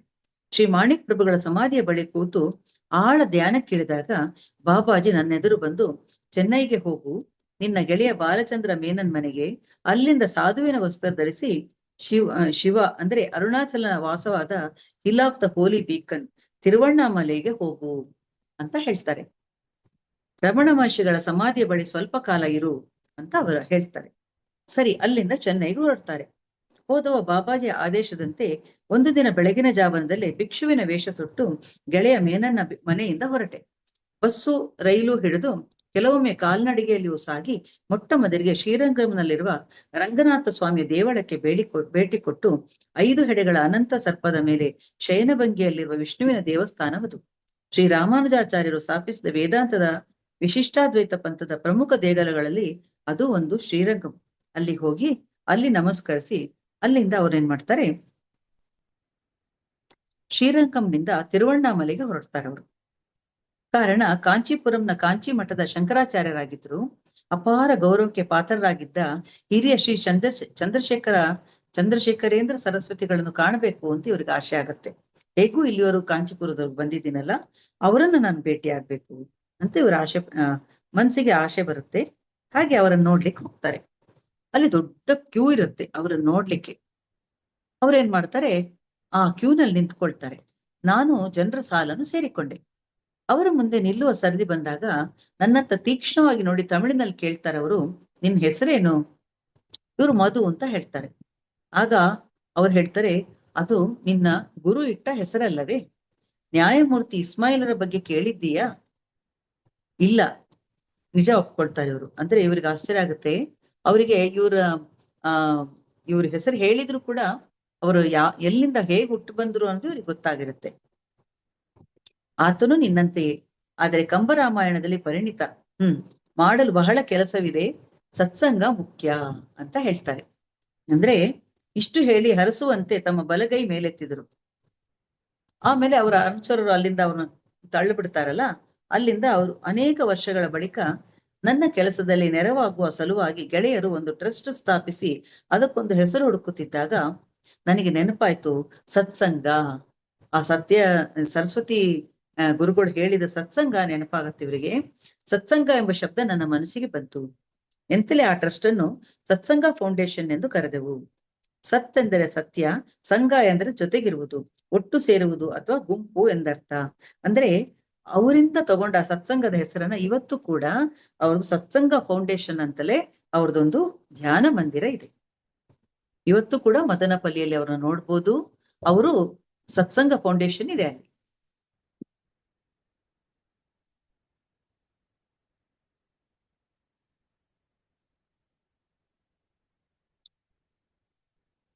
ಅವ್ರು ಹೇಳ್ತಾರೆ, ಹೀಗಾದ್ಮೇಲೆ ಅಲ್ಲಿಂದ ಅವ್ರು ಹೊರಡ್ತಾ ಅವ್ರು ಕೇಳ್ತಾರೆ,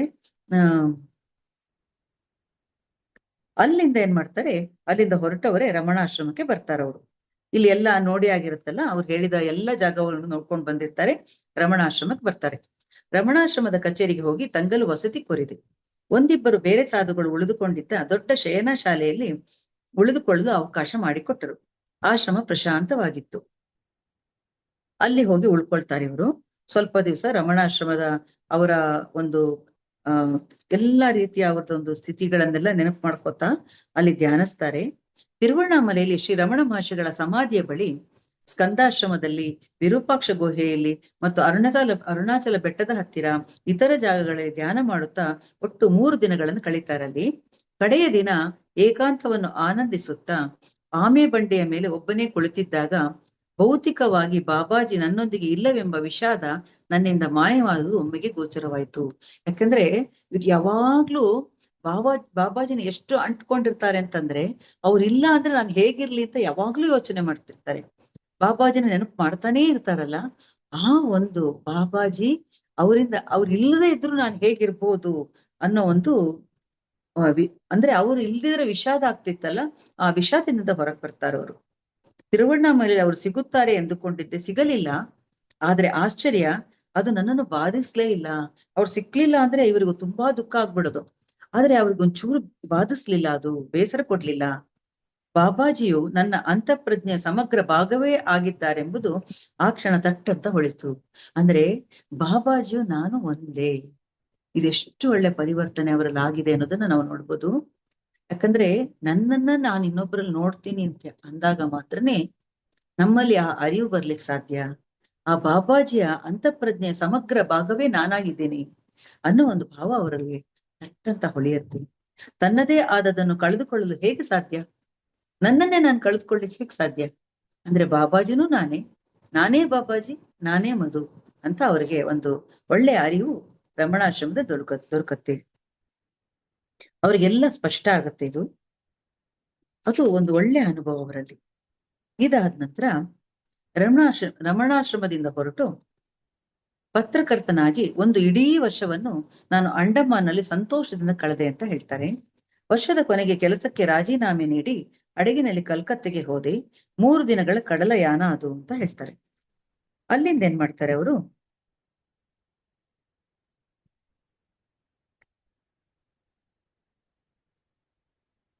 ಅಲ್ಲಿಂದ ಅಂಡಮಾನ್ನಿಂದ ಮುಂಬೈಗೆ ಇವರು ಬಂದಾಗ ಬಾಬಾಜಿಯವರು ಅವರಿಗೆ ದರ್ಶನ ಕೊಡ್ತಾರೆ. ಚೆನ್ನೈಗೆ ಹೋಗು, ಅಲ್ಲಿ ಜಿಡ್ಡು ಕೃಷ್ಣಮೂರ್ತಿಯವರನ್ನು ಕಾಣು. ನೀನು ಸಂಪರ್ಕಿಸಬೇಕಾದ ಕಟ್ಟ ಕಡೆಯ ಪ್ರಮುಖ ವ್ಯಕ್ತಿ ಅವರು. ಆಧ್ಯಾತ್ಮಿಕವಾಗಿ ಸಂಪೂರ್ಣವಾಗಲು ಅಗತ್ಯವಿರುವ ಕೆಲವನ್ನು ನಿನಗವರು ಒದಗಿಸುತ್ತಾರೆ ಅಂತ ಹೇಳ್ತಾರೆ. ಯಾಕಂದ್ರೆ ಇಷ್ಟರವರೆಗೂ ಬಾಬಾಜಿ ಅವ್ರಿಗೆ ಏನ್ ಹೇಳ್ತಿರ್ತಾರೆ, ನೀನ್ ಅವ್ರನ್ನ ಹೋಗು ನೋಡು, ಇವ್ರನ್ನ ಹೋಗಿ ನೋಡು ಅಂತ ಪ್ರತಿಯೊಬ್ಬರನ್ನು ನೋಡ್ಲಿಕ್ಕೆ ಅವ್ರಿಗೆ ಕಳಿಸ್ತಾ ಇರ್ತಾರಲ್ಲ. ಹಾಗೆ ಅವ್ರು ಇವಾಗ ಹೇಳ್ತಾರೆ, ನೀನೀಗ ನೋಡ್ಬೇಕಾದ ಕಡೇ ವ್ಯಕ್ತಿ ಜಿಡ್ಡು ಕೃಷ್ಣಮೂರ್ತಿ. ಜ್ಞಾನೇಶ್ವರ ನೋಡಿದ್ರು, ರಮಣ ಮಹರ್ಷಿಗಳಿಗೆ ಹೋದ್ರು, ಎಲ್ಲಾ ಕಡೆ ಹೋದ್ರಲ್ಲ, ಈಗ ನೀನ್ ನೋಡ್ಬೇಕಾದ ವ್ಯಕ್ತಿ ಜಿಡ್ಡು ಕೃಷ್ಣಮೂರ್ತಿ, ಅವರನ್ನ ನೋಡ್ ಹೋಗು ನೀನು ಅಂತ ಹೇಳ್ತಾರೆ.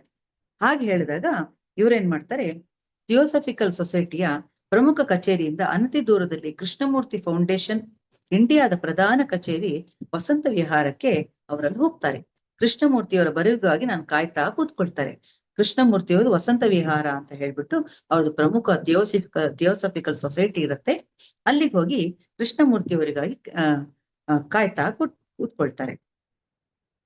ಕೃಷ್ಣಾಜಿಯ ಮಲಗೋ ಕೋಣೆ ಇರುವ ಮಹಡಿ ಬಹಳ ಪವಿತ್ರವೆಂದು ಪರಿಗಣಿತವಾಗಿತ್ತು. ಅಪರಿಚಿತರಿಗೆ ಅದರ ಮೆಟ್ಟಲು ಹತ್ತಲು ಕೂಡ ಬಿಡ್ತಿರ್ಲಿಲ್ಲ ಅಲ್ಲಿರೋರೆಲ್ಲರೂ ಕೂಡ. ಅಂದ್ರೆ ಅಷ್ಟು ಪವಿತ್ರವಾಗಿದ್ದ ಜಾಗ ಅದು. ಹಾಗಾಗಿ ಇವ್ರಿಗೆ ಮಾತ್ರ ಅಲ್ಲಿಗೆ ಬರ್ಲಿಕ್ಕೆ ಅವಕಾಶ ಕೊಡ್ತಾರೆ. ಇವರಿಗೆ ಮನಸ್ಸು ಮತ್ತು ದೇಹ ಪುಳಕಿತ ಆಗ್ಬಿಡತ್ತೆ. ಅಳುಕುತ್ತಾ ಅವರ ಕೋಣೆ ಪ್ರವೇಶಿಸಿದಾಗ ನೆಲದ ಮೇಲೆ ಹಾಸಿದ್ದ ರಗ್ಗೊಂದರ ಮೇಲೆ ಚೌಕಮಡಿಲಲ್ಲಿ ಕುಳಿತಿದ್ದರು ಕೃಷ್ಣಜಿ. ಬಾಗಿಲು ಹಾಕಬಹುದು ಸ್ವಾಮಿ, ಅವರ ಮೊದಲ ಮಾತು. ಬನ್ನಿ ಇಲ್ಲಿ ಕುಳಿತುಕೊಳ್ಳಿ. ನಿಧಾನವಾಗಿ ರಗ್ಗಿನ ಅಂಚಿನಲ್ಲಿ ಕೂತ್ಕೊಳ್ತಾರೆ ಇವರು. ಅಲ್ಲಲ್ಲ, ಇಲ್ಲೇ ಬನ್ನಿ ಅಂತ ಹತ್ರ ಕರೀತಾರೆ. ಹತ್ರ ಬಂದು ಕೂತಾಗ ಇವರ ಎಡಗೈನ ಹಿಡ್ಕೊಂಡು ಮರುಕ್ಷಣ ಕೈ ಬಿಡ್ತಾರೆ. ಇವ್ರ ಅಸ್ತಿತ್ವ ನನ್ನ ಹೆಚ್ಚಿನ ಭಯಾದರ ಸಂಭ್ರಾಂತಿ ಹುಟ್ಟಿಸ್ಲಿಲ್ಲ ನನಗೆ.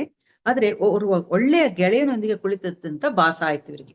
ಒಬ್ಬರು ಒಳ್ಳೆ ಗೆಳೆಯ ಜೊತೆಗೆ ನಾನು ಕೂತಿದ್ದೀನಿ ಅನ್ನೋ ಒಂದು ಭಾವನೆ ಬಂತು ಇವರಲ್ಲಿ.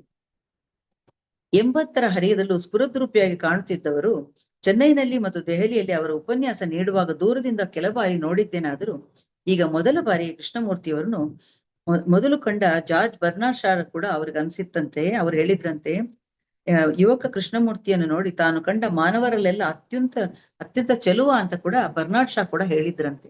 ಇವ್ರನ್ನ ಕೃಷ್ಣಮೂರ್ತಿಯವ್ರನ್ನ ಹತ್ತಿರದಿಂದ ನೋಡಿದಾಗ ಇವ್ರಿಗೂ ಕೂಡ ಅದೇ ಭಾವನೆ ಬಂತಂತೆ. ಉಪನಿಷತ್ತುಗಳಲ್ಲಿ ಸನಿಹ ಕೂರು ಎಂದು ಹೇಳಲಿಲ್ಲವೇ, ಕಿಲಾಡಿ ನಗೆ ನಗುತ್ತಾ ಕೃಷ್ಣಮೂರ್ತಿಯವರು ಹೇಳ್ತಾರೆ. ಅಂದ್ರೆ ನಾನೇನು ಹೆಚ್ಚು ಓದಿಕೊಂಡವನಲ್ಲ ಅಂತ ಕೂಡ ಹೇಳ್ಕೊಳ್ತಾರೆ. ನಾನು ನಂಬಲಾರೆ ಸರ್, ಥಿಯೋಸಫಿಯ ನಿಮ್ಮ ದಿನಗಳಲ್ಲಿ ಖಂಡಿತವಾಗಿ ಉಪನಿಷತ್ತುಗಳನ್ನು ಅಧ್ಯಯನ ಮಾಡಿರುತ್ತೀರಿ. ಏನೋ ಗೊತ್ತಿಲ್ಲ, ಓದಿರ್ಬೋದು, ಸ್ಪಷ್ಟ ನೆನಪಾಗುತ್ತಿಲ್ಲ ಅಂತ ಹೇಳ್ತಾರೆ. ಒಮ್ಮಿಂದೊಮ್ಮೆಲೆ ಸಂಭಾಷಣೆಯನ್ನು ಬದಲಾಯಿಸ್ಬಿಟ್ಟು ಕೇಳ್ತಾರೆ, ನಿಮ್ಮ ಬಗ್ಗೆ ಹೇಳಿ. ಒಬ್ಬ ಗುರುವಿನೊಂದಿಗೆ ಹಿಮಾಲಯದಲ್ಲಿ ಸಂಚರಿಸುತ್ತಿದ್ದೀರಿ ಎಂದು ಅಚ್ಯುತ ತಿಳಿಸಿದನು. ಯಾರವರು, ಏನು ಮಾಡಿದರು, ನಿಮಗ್ ಗೊತ್ತಲ್ಲ. ಗುರುವಿನ ಅಗತ್ಯದ ಬಗ್ಗೆ ನನಗೆ ನಂಬಿಕೆ ಇಲ್ಲ. ಇವರು ಗುರು ಇನ್ಯಾರೋ ಆಶೀರ್ವಾದ ಮಾಡಬೇಕು, ಅದರ ಬಗ್ಗೆ ಇವರಿಗೆ ಜಿಡ್ಡು ಕೃಷ್ಣಮೂರ್ತಿ ಅವರಿಗೆ ಒಂಚೂರು ನಂಬಿಕೆ ಇರೋದಿಲ್ಲ. ಅದಕ್ಕೆ ಅವಾಗ ಇವರು ಅವ್ರು ಹೇಳ್ತಾರೆ, ನಿಮ್ಮ ಅಭಿಪ್ರಾಯದ ಬಗ್ಗೆ ನನಗೆ ಗೌರವವಿದೆ, ಆದರೆ ಅದನ್ನು ಒಪ್ಪುವನಲ್ಲ ನಾನು. ಗುರುವಿನ ಅಗತ್ಯ ಖಂಡಿತ ಇದೆ, ಅವರ ಮೇಲೆ ಸಂಪೂರ್ಣವಾಗಿ ಅವಲಂಬಿತನಾಗಬಾರದು ಅಷ್ಟೇ. ನಾನು ಬಾಬಾಜಿ ಎಂದು ಕರೆಯುವ ನನ್ನ ಗುರುಗಳು ಸ್ವಂತ ಕಾಲ ಮೇಲೆ ನಿಲ್ಲಬೇಕು, ಅವಲಂಬಿತನಾಗಬಾರದು ಅಂತ ಮೊದಲಿನಿಂದಲೂ ಸ್ಪಷ್ಟವಾಗಿ ಹೇಳುತ್ತಿದ್ದರು. ಅಲ್ಲದೆ ಅವರದೆಂಬ ಯಾವ ಸಂಘ ಪತಾಕೆಗಳಾಗಲಿ, ತಲೆ ಮೇಲೆ ಒಂದು ಸೂರು ಸಹ ಇಲ್ಲ ಅವರಿಗೆ. ಒಂದು ಸ್ಥಳದಿಂದ ಇನ್ನೊಂದು ಸ್ಥಳಕ್ಕೆ ಸಂಚರಿಸುತ್ತಾ ಹೆಚ್ಚಿನ ಸಮಯ ಗುಹೆಯಲ್ಲಿ ವಾಸಿಸುವವರು ಅವರು. ಸತ್ಯವನ್ನು ಸಂಘಟಿಸಿದಾಗ ಹೇಗೆ ಅದು ತನ್ನ ಸತ್ಯಾಂಶವನ್ನು ಕಳೆದುಕೊಳ್ಳುತ್ತದೆ ಎಂಬುದರ ಬಗ್ಗೆ ನೀವು ಹೇಳುವ ಕತೆ ಕೇಳಿದ್ದೇನೆ. ಅಷ್ಟಾಗಿಯೂ ಕೃಷ್ಣಮೂರ್ತಿ ಫೌಂಡೇಶನ್ ಎಂಬ ಸಂಸ್ಥೆಯನ್ನು ನಡೆಸುತ್ತಿದ್ದೀರಿ ನೀವು. ಬಾಬಾಜಿಗೆ ಇಂಥದ್ದೇನೂ ಇರಲಿಲ್ಲ, ಅವರೊಬ್ಬ ಸ್ವತಂತ್ರ ಮಾನವರಾಗಿದ್ರು. ಅಂದ್ರೆ ಇವ್ರಿಗೆ ಗುರು ಅಂದ್ರೆ ಒಂಥರ ಬೇರೆ ಭಾವನೆಯಿಂದ ನೋಡ್ತಿರ್ತಾರಲ್ಲ ಜಿಡ್ಡು ಕೃಷ್ಣಮೂರ್ತಿ, ಅದಕ್ಕೆ ಇವ್ರ ಗುರುಗಳ ಬಗ್ಗೆ ಹೇಳ್ತಾರೆ, ಅವ್ರಿಗೊಂದು ಸೂರು ಕೂಡ ಇಲ್ಲ ಅಂತ ಜ್ಞಾನಿ ಅವರು. ಹಿಮಾಲಯದಲ್ಲಿ ಸುಮ್ಮನೆ ಹೀಗೆ ಗುಹೆಗಳಲ್ಲಿ ವಾಸಿಸ್ತಾ ಎಷ್ಟೊಂದು ಜ್ಞಾನವನ್ನು ಕೊಡ್ತಾ ಇದ್ದಾರೆ ಅವರು ಅಂತ ಹೇಳಿ ಬಾಬಾಜಿ ಬಗ್ಗೆ ಅವ್ರು ಹೇಳ್ಕೊಳ್ತಾರೆ. ಯಾಕಂದ್ರೆ ಇವ್ರು ಕೇಳ್ತಾರಲ್ಲ, ನೀನು ಗುರುವಿನಿಂದ ಬಂದಂತ ಶಿಷ್ಯ ಅಂತೆ ಅಂತ ಒಂದ್ ರೀತಿ ಹೇಳಿದಾಗ ಅವ್ರು ಹೇಳ್ತಾರೆ, ಗುರು ಅಗತ್ಯ ಇದೆ ಅಂತ ಇವ್ರು ಹೇಳ್ತಾರೆ. ಒಪ್ಪಿಕೊಳ್ಳಲೇಬೇಕಾದ ವಿಚಾರ ಅಂದ್ರೆ ಕೃಷ್ಣಮೂರ್ತಿ ನನ್ನ ಮಾತನ್ನು ಗಂಭೀರವಾಗಿ ಎಚ್ಚರದಿಂದ ಕೇಳಿದರು. ಸುಲಭವಾಗಿ ತೊಲಗು ಎಂದು ನನ್ನನ್ನು ಹೊರ ಕಳಿಸಬಹುದಿತ್ತು, ಆದ್ರೆ ಅವರು ಹಾಗೆ ಮಾಡ್ಲಿಲ್ಲ. ಅದು ಅವ್ರ ಬಗ್ಗೆ ಅವರಿಗೆ ಇನ್ನೂ ಒಂದು ಒಳ್ಳೆ ಅಭಿಪ್ರಾಯ ಬರುತ್ತೆ. ನೀವೆನ್ನುವುದು ನಿಜ ಅಂತ ಹೇಳ್ತಾರೆ ಕೃಷ್ಣಮೂರ್ತಿಯವರು. ನಿಜ ಹೇಳಬೇಕೆಂದ್ರೆ ಈ ಎಲ್ಲಾ ನಾಟಕದಿಂದ ನನಗೆ ಸಾಕಾಗಿದೆ. ನಿಮಗೆ ಗೊತ್ತೇ, ಅನೇಕ ವರ್ಷಗಳ ಹಿಂದೆ ಥಿಯೋಸಫಿಕಲ್ ಸೊಸೈಟಿ ಮತ್ತದರ ದೀಕ್ಷೆಗಳು ವರ್ಗಗಳಿಂದ ಹೊರಬಂದವ ನಾನು. ನೀವಿಲ್ಲಿ ಕೆಲ ದಿನ ಇರುವಿರಾದರೆ ನೀವೇ ನೋಡುತ್ತೀರಿ.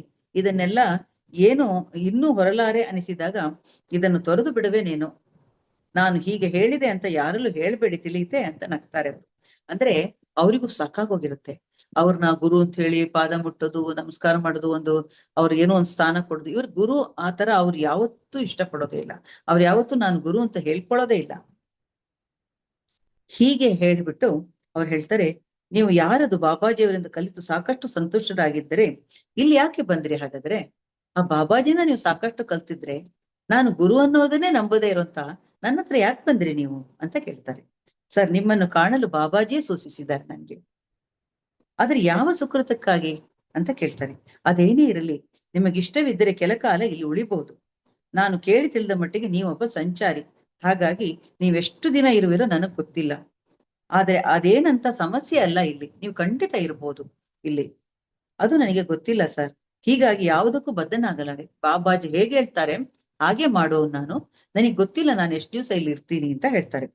ನ್ಯಾಯವೇ, ಆದರೆ ಒಂದು ಸಂಗತಿ ಹೇಳಿ, ಥಿಯೋಸಾಫಿಕಲ್ ಗುರುಗಳು, ವೈಟ್ ಲಾಡ್ಜ್ ಮುಂತಾದ ಉಳಿದವುಗಳು ನಿಮಗೆ ಗೊತ್ತಲ್ಲ, ಅವುಗಳ ಕುರಿತು ಬಾಬಾಜಿ ನಿಮ್ಮೊಡನೆ ಪ್ರಸ್ತಾಪಿಸಿದ್ದಾರೇನು? ಹಿಮಾಲಯದಲ್ಲಿ ಮಹಾನ್ ಗುರುಗಳಿದ್ದಾರೆ ಸರ್, ಸ್ವತಃ ಬಾಬಾಜಿಯೇ ಅಂತವರಲ್ಲೊಬ್ಬರು. ನಾವು ಶ್ರೀಗುರು ಎಂದು ಕರೆಯುವ ಅವರ ಗುರುಗಳನ್ನು ನಾನೇ ಕಂಡಿದ್ದೇನೆ. ಅವರದೇ ಇಬ್ಬರೋ ಶಿಷ್ಯರೂ ಇದ್ದಾರೆ. ಆದರೆ ಬಾಬಾಜಿ ಹೇಳುವಂತೆ ಬ್ಲವಾತಸ್ಕಿ ಕೊಂಚ ಉತ್ಪ್ರೇಕ್ಷಿಸಿದರು. ಅವರ ನಂತರ ಉಳಿದವರು ಮತ್ತಷ್ಟು ಹೆಚ್ಚಿಸಿ ಹೇಳಿದರು. ಹೀಗೆ ಕೊನೆಯಲ್ಲಿ ಹೊಮ್ಮಿದ ವ್ಯಂಗ್ಯ ಚಿತ್ರಗಳು ಮೂಲಕ್ಕಿಂತ ಸಂಪೂರ್ಣ ಭಿನ್ನವಿದ್ದವು. ಕೃಷ್ಣಮೂರ್ತಿ ಅಂಗೈಗಳನ್ನು ಉಜ್ಜಿಕೊಂಡರು. ಆಳವಾಗಿ ಆಲೋಚಿಸುತ್ತಾ, ಸರಿಯಾಗಿ ನಾನು ಅಂದುಕೊಂಡ ಹಾಗೆ ಈ ಮನುಷ್ಯ ಬಾಬಾಜಿ ಸಾಕಷ್ಟು ಸ್ವಾರಸ್ಯಕರ ವ್ಯಕ್ತಿಯಾಗಿ ತೋರುತ್ತಾರೆ.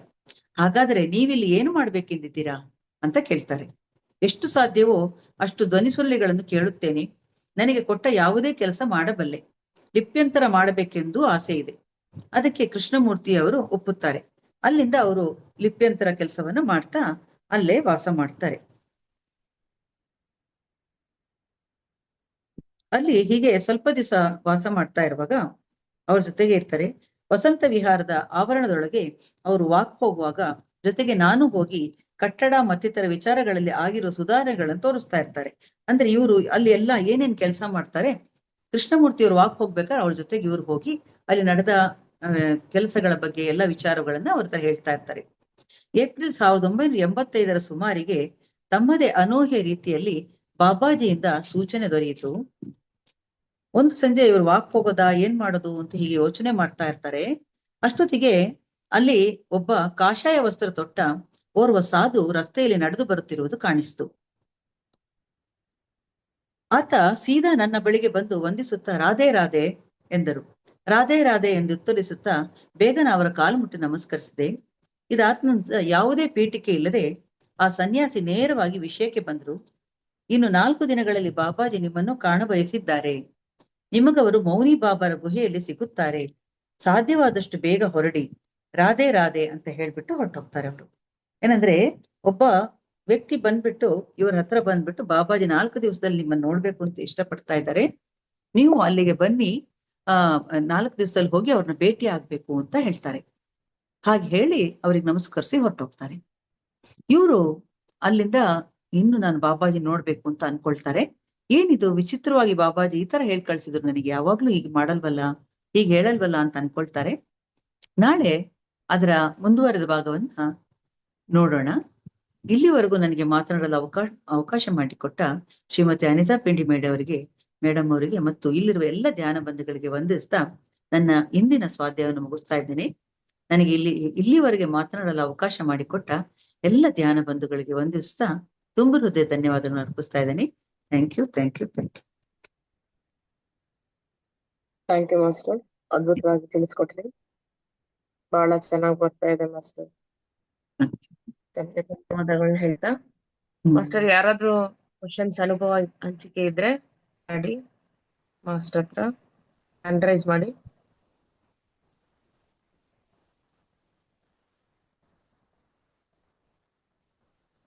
ಮಾಸ್ಟರ್, ಆಕ್ಚುಲಿ ನಾನು ಯೋಗಿ ಆತ್ಮಕತೆ ಓದ್ತಾ ಇದ್ದೆ, ಬಾಬಾಜಿ ಬರ್ತಾ ಇದೆ ಒಂದು ಭಾಗ, ನೋಡಿದ್ರೆ ನೀವು ಅದನ್ನೇ ಮಾಡ್ತಾ ಇದ್ರಿ. ಇವತ್ತು ನಾನು ಧ್ಯಾನ ಕೂತಾಗ ನನಗೇನಾಯ್ತು, ನನಗೆ ಹಿಮಾಲಯ ಹಾಗೆ ವಿಜುವಲೈಸೇಷನ್ ಅಲ್ಲಿ ಬರ್ತಾ ಇದೆ. ಬಂದ್ರೆ ಮೆಸೇಜ್ ಏನಂತ ಹೇಳ್ತಾ ಇದೆ ಅಂದ್ರೆ, ಇದು ಪೀಕ್ ಕನೆಕ್ಟ್ ಆಗಿದೆ, ಇದು ಮೈನ್, ಈ ಪ್ರಪಂಚಕ್ಕೆ ಇದು ಮೈನ್, ಇದು ಕರೆಕ್ಟ್ ಆಗಿ ಬ್ರಹ್ಮಾಂಡಕ್ಕೆ ಕನೆಕ್ಟ್ ಆಗಿದೆ ಅಂತ ನನಗೆ ಬರ್ತಾ ಇದೆ. Thank you. ಅಂದ್ರೆ ಮಾತಾಡಿ ರೂಪ. ಈಗ ಸಹಜ ಈಗ ಇರುವಂತವ್ರು ಸಮಕಾಲೀನರು, ನಮ್ಮ ಸಮಕಾಲೀನರು. ಈಗ ನಾವು ಯೋಗಿ ಆತ್ಮಕತೆ ಮತ್ತೆ ಸ್ವಾಮಿರಾಮ ಇವ್ರದೆಲ್ಲ ಓದಿದ್ದೇವೆ, ಪುಸ್ತಕಗಳಲ್ಲಿ ಸ್ವಾಧ್ಯಾಯನ ಮಾಡಿದ್ದೇವೆ ಕೂಡ. ಆದ್ರೆ ಅವರು ಇಲ್ಲದಿದ್ರು ನಮ್ಗೆ ಆಶೀರ್ವಾದ ಇದ್ದೇ ಇದೆ ಖಂಡಿತ. ಆದ್ರೆ ಈಗ ನಿಮ್ಗೆ ಇವ್ರನ್ನ ನೋಡ್ಬೋದು ಅಂತ ಜ್ಞಾನ ಆತ್ಮಜ್ಞಾನ ಹೊಂದಿರುವಂತ ವ್ಯಕ್ತಿಯನ್ನ ನಾವೀಗ ನೋಡ್ಲಿಕ್ಕೆ ಸಾಧ್ಯ. ಹಾಗಾಗಿ ಇವರ ಪುಸ್ತಕ ತಗೊಂಡೆ ನಾನು. ಅಂತ ಮಹಾತ್ಮರನ್ನ ಇವತ್ತೂ ನಾವು ನೋಡ್ಬೋದು ಅನ್ನೋದೊಂದು ಬಹಳ ವಿಶೇಷವಾದ ಇದು. ಹಾಗಾಗಿ ಮಾತಾಡಿ ರೂಪ ಸತೀಶ್. ನಮಸ್ತೆ ಶಾಂತಾ ಮೇಡಮ್. ನಮಸ್ತೆ ಮೇಡಮ್. ಕ್ಲಾಸ್ ಚೆನ್ನಾಗಿತ್ತು ಮೇಡಮ್. ಡೈಲಿನೂ ಹೋಗ್ತಾ ದಿನನಿತ್ಯನೂ ಎಷ್ಟ್ ಚೆನ್ನಾಗಿ ಎಲ್ಲಾ ಎಕ್ಸ್ಪ್ಲೇನ್ ಮಾಡ್ತಿದ್ದೀರಾ. ನಿನ್ನೆ ಮಾತಾಡ್ತಿದ್ದೆ, ನೆಟ್ವರ್ಕ್ ಇದ್ದಕ್ಕಿದ್ದಂಗೆ ಕಟ್ ಆಗ್ಬಿಡ್ತು ಮೇಡಮ್. ಅಂದ್ರೆ ವಿಡಿಯೋ ಆನ್ ಮಾಡ್ಕೊಂಡ್ರೆ ನೆಟ್ವರ್ಕ್ ಸಿಗೋದೇ ಇಲ್ಲ. ಯಾಕೋ ಈಗ ವಾರದಿಂದಾನೇ ಇದೆ ಸಮಸ್ಯೆ ಆಗ್ತಾ ಇದೆ. ಬಟ್ ಚೆನ್ನಾಗಿದೆ ಮೇಡಮ್. ಇಲ್ಲಿ ಇವತ್ತು ಹೇಳಿದ್ರಲ್ಲ, ನಾವು ಫಿಲಂಗಳಲ್ಲಿ ಯಾವ್ದೋ ಒಂದು ಸೀರಿಯಲ್ಸ್ ಅಲ್ಲಿ ಈ ತರ ನೋಡ್ತೀವಿ. ಅಂದ್ರೆ ಹೊರಗಡೆ ಇದ್ದವ್ರು ಒಂದ್ ಡೋರ್ ಮೂಲಕ ಒಳಗಡೆ ಹಂಗೆ ಹೋದ್ರು, ಅವ್ರ ಆತ್ಮ ಪ್ರಯಾಣ ಆಯ್ತು, ಆಸ್ಟ್ರಲ್ ಬಾಡಿ ಹೋಯ್ತು, ಈ ತರ ಸುಮ್ನೆ ಕತೆಗಳಲ್ಲಿ ಕೇಳಿದ್ವಿ. ಇದ್ರಲ್ಲಿ ಸತ್ಯವಾಗ್ಲೂ ನಡೆದಿರೋದನ್ನ ನಾವು ರಿಯಲಿಯಾಗಿ ಕೇಳ್ತಾ ಇದೀವಿ. ಚೆನ್ನಾಗಿ ಅನ್ನಿಸ್ತು ನನಗಂತದ್ದು. ದೃಶ್ಯಗಳೆಲ್ಲ ಕಣ್ಮುಂದೆನೆ ನೀವ್ ಹೇಳ್ತಿರ್ಬೇಕಾದ್ರೆ ಹಾಗೆ ದೃಶ್ಯ ಒಂಥರ ವಿಜುವಲೈಸೇಷನ್ ಹಂಗೆ ಕಣ್ಮುಂದೆ ಬರ್ತಿತ್ತು. ಚೆನ್ನಾಗಿ ಆಮೇಲೆ ಒಬ್ರಿಗೆ ಎಷ್ಟು ಗುರುಗಳು ಬರ್ತಾರೆ, ನಾವು ಅನ್ಕೊಂತೀವಿ ಅವ್ರು ಬೈದ್ರು ಇವ್ರು ಇದ್ ಮಾಡಿದ್ರು ನಮಗೆ ಅವರು ಒಂಥರ ದ್ವೇಷ ಮಾಡ್ತಾ ಅವ್ರನ್ನ ದ್ವೇಷಿಸ್ತಾ ನಾವು ಸಫರ್ ಮಾಡ್ತಿರ್ತೀವಿ. ಬಟ್ ಇಲ್ಲ, ಅವ್ರೇ ನಮಗೆ ಗುರು ಅನ್ನೋದನ್ನ ನಾವು ಮರಿತೀವಿ.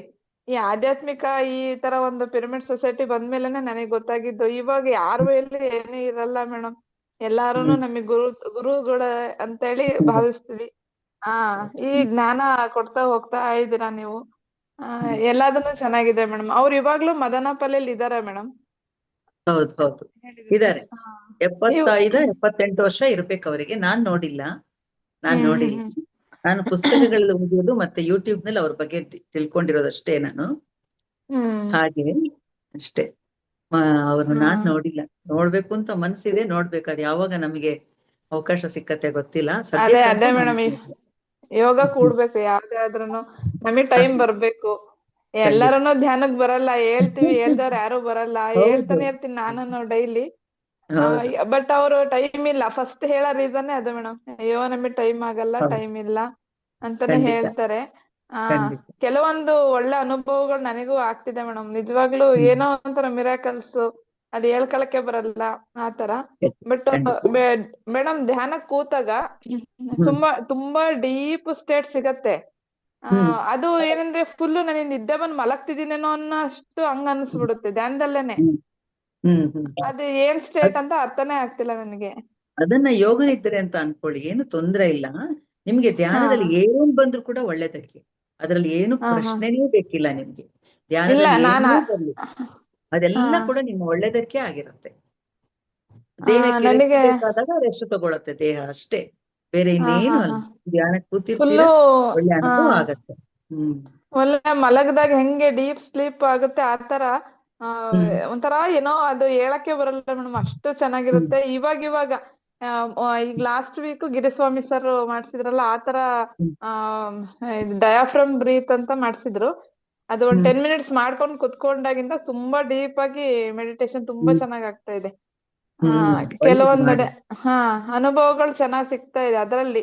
ಆಮೇಲೆ ಸಡನ್ ಒಂದೊಂದ್ ಪಿಕ್ಚರ್ಸ್ ಕಣ್ಮುಂದೆ ಒಂದು ವಿಜುವಲೈಸೇಷನ್ ಏನೋ ಒಂದ್ ಬಂದ್ ಹಂಗೆ ಹೋಗುತ್ತೆ ಆತರ. ಆ ಶೂನ್ಯ ಸ್ಥಿತಿ ಗಮನಿಸ್ತಾ ಇರ್ತೀನಿ ನಾನು. ಅದ್ರಲ್ಲಿ ಅದು ಗಮನಿಸ್ಬೇಕಾದ್ರೆ ಅಂದ್ರೆ ಒಂದೊಂದ್ಸತಿ ಏನು ಮೆಮೊರೀಸ್ ಇರುತ್ತಲ್ಲ, ಅದು ಬರುತ್ತೆ ಹೋಗುತ್ತೆ.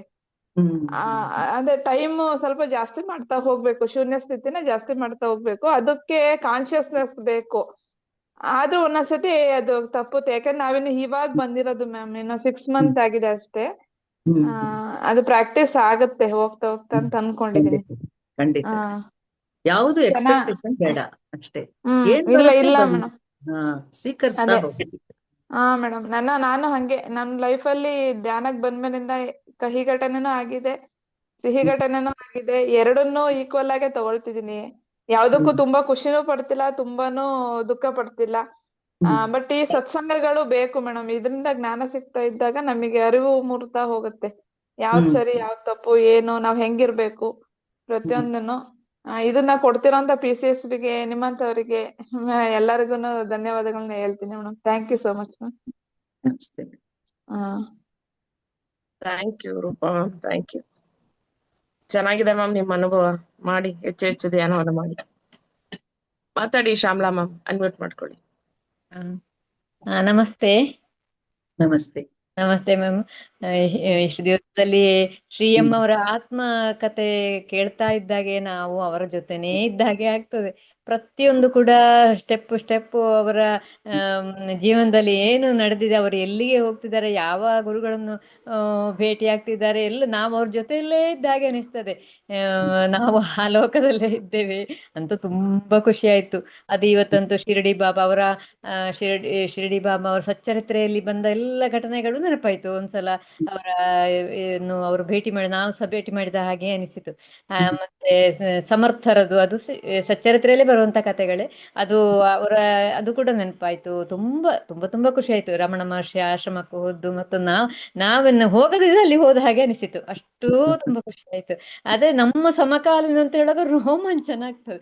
ಇನ್ನು ಇದ್ದಾರಲ್ಲ ನಮ್ಮ ಜೊತೆ, ಅಂದ್ರೆ ಮೊದಲೆಲ್ಲ ನಮಗೆ ಅಂತೆಲ್ಲ ನಂಬಿಕೆ ಅಷ್ಟೊಂದು ಬರುತ್ತೆ ಅಂದ್ರೆ ಅದರ ಬಗ್ಗೆ ಅನುಭವ ಇಲ್ಲ. ಈಗ ನನಗಂತೂ ನಿಜ ನಂಬಿಕೆ ಬರ್ತದೆ, ಅಯ್ಯೋ ಇಂಥವ್ರು ನಮ್ಮ ಜೊತೆ ಇದ್ದಾರಲ್ಲ, ನಾವು ಈ ಕಾಲದಲ್ಲಿ ಇದ್ದೇವಲ್ಲ ಅಂತ ಹಾಗೆ ಅನಿಸಿ ತುಂಬಾ ಖುಷಿ ಆಯ್ತು ಮಾತ್ರ.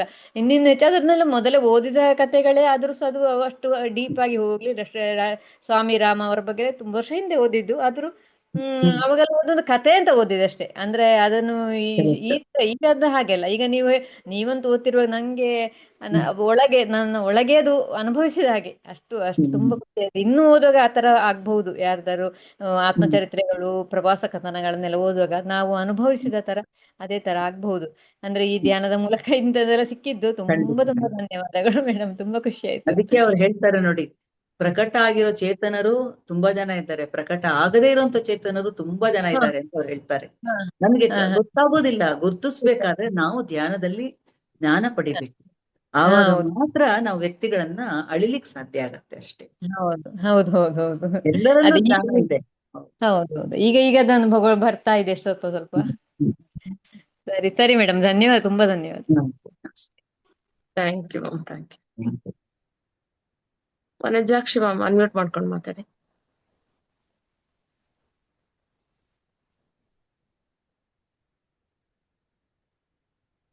ಮಾತಾಡಿ ಮ್ಯಾಮ್. ಮಾಸ್ಟರ್ ನಮಸ್ತೆ ಮೇಡಮ್, ಕೇಳಿಸ್ತಾ ಇದೆಯಾ? ಕೇಳಿಸ್ತಿದೆ. ಎಲ್ಲರಿಗೂ ಬೆಳಗಿನ ಶುಭೋದಯಗಳು.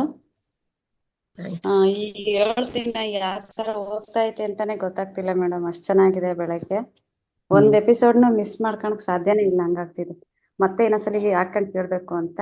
ನನಗೆ ಒಂದ್ ವಿನಂತಿ ಈ ವೇದಿಕೆಯಲ್ಲಿ ಅಂದ್ರೆ, ಈ ಶ್ರೀ ಅವ್ರನ್ನ ಯಾರಾದ್ರೂ ಭೇಟಿ ಮಾಡಾಗಿದ್ರೆ ಇದ್ರಲ್ಲಿ ಸ್ವಲ್ಪ ತಿಳಿಸ್ರಿ. ಇಲ್ಲಾಂದ್ರೆ ಒನ್ ಡೇ ಹೋಗಿ ಇದ್ ಮಾಡೋಣ, ಹೋಗಿದೆ ಭೇಟಿ ಮಾಡೋ ತರ ಏನಾರ ಈ ಕಡೆಯಿಂದ ಆಗುತ್ತಾ, PSS ಇದರಿಂದ ಅಂತ ಕೇಳೋಣ ಅಂತ ಮೇಡಮ್. ಹಂಗೇನಾರು ಒನ್ ಡೇ ಟ್ರಿಪ್ ಇಟ್ಟು ಎಲ್ಲಾರನ್ನು ಹೋಗೋ ತರ ಮಾಡ್ಬೋದೇನೋ? ಅದೇನು ಗೊತ್ತಿಲ್ಲ ನನಗೆ. ನಾನು ಬರೀ ಪುಸ್ತಕ ಓದಿ ಹೇಳ್ತಾ ಇದ್ದೀನಿ ಅಷ್ಟೇ, ನಂಗೆ ಅದರದ್ದು ಗೊತ್ತಿಲ್ಲ. ನೀವ್ ಹೇಳಿದಿರಲ್ವಾ, ಯಾರಾದ್ರೂ ಆತರ ಇಂಟ್ರೆಸ್ಟ್ ಇದ್ರೆ ಗ್ರೂಪ್ ಅಲ್ಲಿ ಮೆಸೇಜ್ ಮಾಡ್ತಾರೆ ಬಿಡಿ. ಗ್ರೂಪ್ ಅಲ್ಲಿ ಮೆಸೇಜ್ ಮಾಡಿ. ನೀವ್ ಹೇಳಿದ ಐಡಿಯಾ ಮಾತ್ರ ಒಳ್ಳೇದೇ ಖಂಡಿತವಾಗ್ಲಿ. ಯಾಕಂದ್ರೆ ಮದನಪಲ್ಲಿ ಇಲ್ಲಿಂದ ತುಂಬಾ ದೂರ ಇಲ್ಲ, ಒಂದು 150-160 ಕಿಲೋಮೀಟರ್ ಅಂತೆ ನಾನ್ ನೋಡಿದ್ದಿದ್ರಲ್ಲಿ. ಹಾಗಾಗಿ ಹೋಗೋ ಮನ್ಸ್ ಮಾಡಿದ್ರೆ ಹೋಗೋವರಿಗೆ ತೊಂದ್ರೆ ಇಲ್ಲ. ಬಟ್ ಎಲ್ಲರೂ ಅವರು ಸುತ್ತಾ ಇರ್ತಾರೆ, ಫಾರಿನ್ ಕಂಟ್ರಿ ಎಲ್ಲ ಸುತ್ತಾ ಇರ್ತಾರೆ. ಅವ್ರು ಇರ್ತಾರ ಅಂತ ತಿಳ್ಕೊಂಡು ಅದಕ್ಕೆ ಸರಿಯಾಗಿ ಹೋಗ್ಬೇಕು. ಯಾಕಂದ್ರೆ ಅವ್ರದ್ದು ಆಶ್ರಮ ಇದೆ, ಧ್ಯಾನ ಮಂದಿರ ಇದೆ, ಎಲ್ಲವೂ ಇದೆ. ಬಟ್ ತಿಳ್ಕೊಂಡು ಧ್ಯಾನಿಗಳಿಗೆ ಇದು ಒಂದು ಪಾಠ ಅನ್ಸುತ್ತೆ. ಎಲ್ಲಾರನ್ನು ಸೇರಿ ಹೋದ್ರೆ ನಮ್ಮಲ್ಲೂ ಕೆಲವೊಂದು ಬದಲಾವಣೆಗಳು, ಅನುಭವಗಳು ಆಗ್ಬೋದು ಅನ್ಸುತ್ತೆ. ಹಂಗಾಗಿ ಈ ವೇದಿಕೆಯಲ್ಲಿ ನಾವು ಎಲ್ಲ ಒಂದು ಮನೆ, ಒಂದು ಕುಟುಂಬ ಅನ್ನಂಗಿದ್ದಾಗ ನಿಮ್ಮ ಆಲೋಚನೆ ತುಂಬಾ ಒಳ್ಳೇದು, ತುಂಬಾ ಒಳ್ಳೆ ಆಲೋಚನೆ. ನೋಡೋಣ, ಅದು ಆಗೋದಿದ್ರೆ ಹಾಗೆ ಆಗ್ಲಿ, ಒಳ್ಳೇದು, ತುಂಬಾ ಸಂತೋಷ. ಇವತ್ತಿನ ಇದು ಬಹಳ ಚೆನ್ನಾಗಿತ್ತು ಮೇಡಮ್. ಗುರುಗಳದ್ದು ಯಾವಾಗ್ಲೂ ನಮಗ್ ದಾರಿ ಹೆಂಗ್ ತೋರಿಸ್ತಾ ಇರ್ತಾರೆ ಅಂತ ಅವರು ಒಂದೊಂದ್ ಸನ್ನಿವೇಶನ ಬಿಡಿಸಿ ಹೇಳ್ತಾ ಇರ್ಬೇಕಾದ್ರೆ ನೀವು ಗುರುವಿನ ಆಶೀರ್ವಾದ ನಮಗೆ ಎಷ್ಟು ಮುಖ್ಯ ಅನ್ನೋದು ಇದ್ರಲ್ಲಿ ಅರ್ಥ ಆಯ್ತು. ತುಂಬಾ ಚೆನ್ನಾಗಿತ್ತು ಪಾಠ ಮಾತ್ರ. ಥ್ಯಾಂಕ್ ಯು ಮೇಡಮ್, ಅವಕಾಶ ಮಾಡ್ಕೊಟ್ಟಿದ್ದು ಎಲ್ಲರಿಗೂ ಧನ್ಯವಾದಗಳು. ಪುಷ್ಪಾ ಮ್ಯಾಮ್ ಅನ್ಮ್ಯೂಟ್ ಮಾಡ್ಕೊಂಡು ಮಾತಾಡಿ.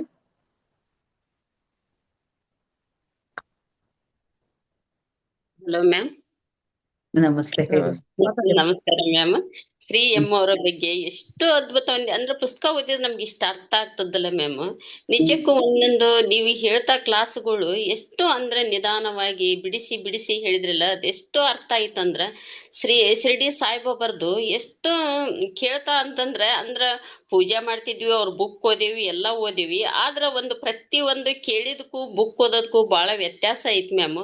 ನಮಗೆ ಇದ್ರಲ್ಲಿ ಎಷ್ಟು ಅನುಭವ ಆತಂದ್ರ ಈ ಕ್ಲಾಸ್ಗಳು ಅಂದ್ರೆ ಅಷ್ಟು ಅನುಭವ ಆಗೈತ್ ಮ್ಯಾಮ್.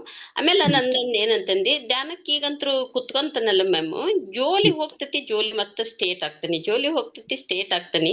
ಇದು ಬಹಳ ಆಗ್ತಾ ಇದೆ ಮ್ಯಾಮ್. ಇದು ಅಂದ್ರೆ ಚೆನ್ನಾಗ ಅನಿಸ್ತತಿ. ಅದು ನಾನು ಒಂದು ಕ್ವಶನ್ ಕೇಳೋದಿತ್ತು, ಕೇಳಿದೆ ಮ್ಯಾಮ್. ಅದು ಪರವಾಗಿಲ್ಲ ಮ್ಯಾಮ್, ಏನ್ ತೊಂದ್ರೆ ಇಲ್ಲ. ಅದಕ್ಕೆ ಹೇಳಿದ್ದು, ಸಾಧ್ಯವಾದ್ರೆ ನೀವು ಬೆನ್ನು ಹೊರಗೆ ಕೂತ್ಕೊಳ್ಳಿ. ಮತ್ತೆ ಏನಾಗತ್ತೆ ಕೂತ್ಕೊಳ್ಳಿ.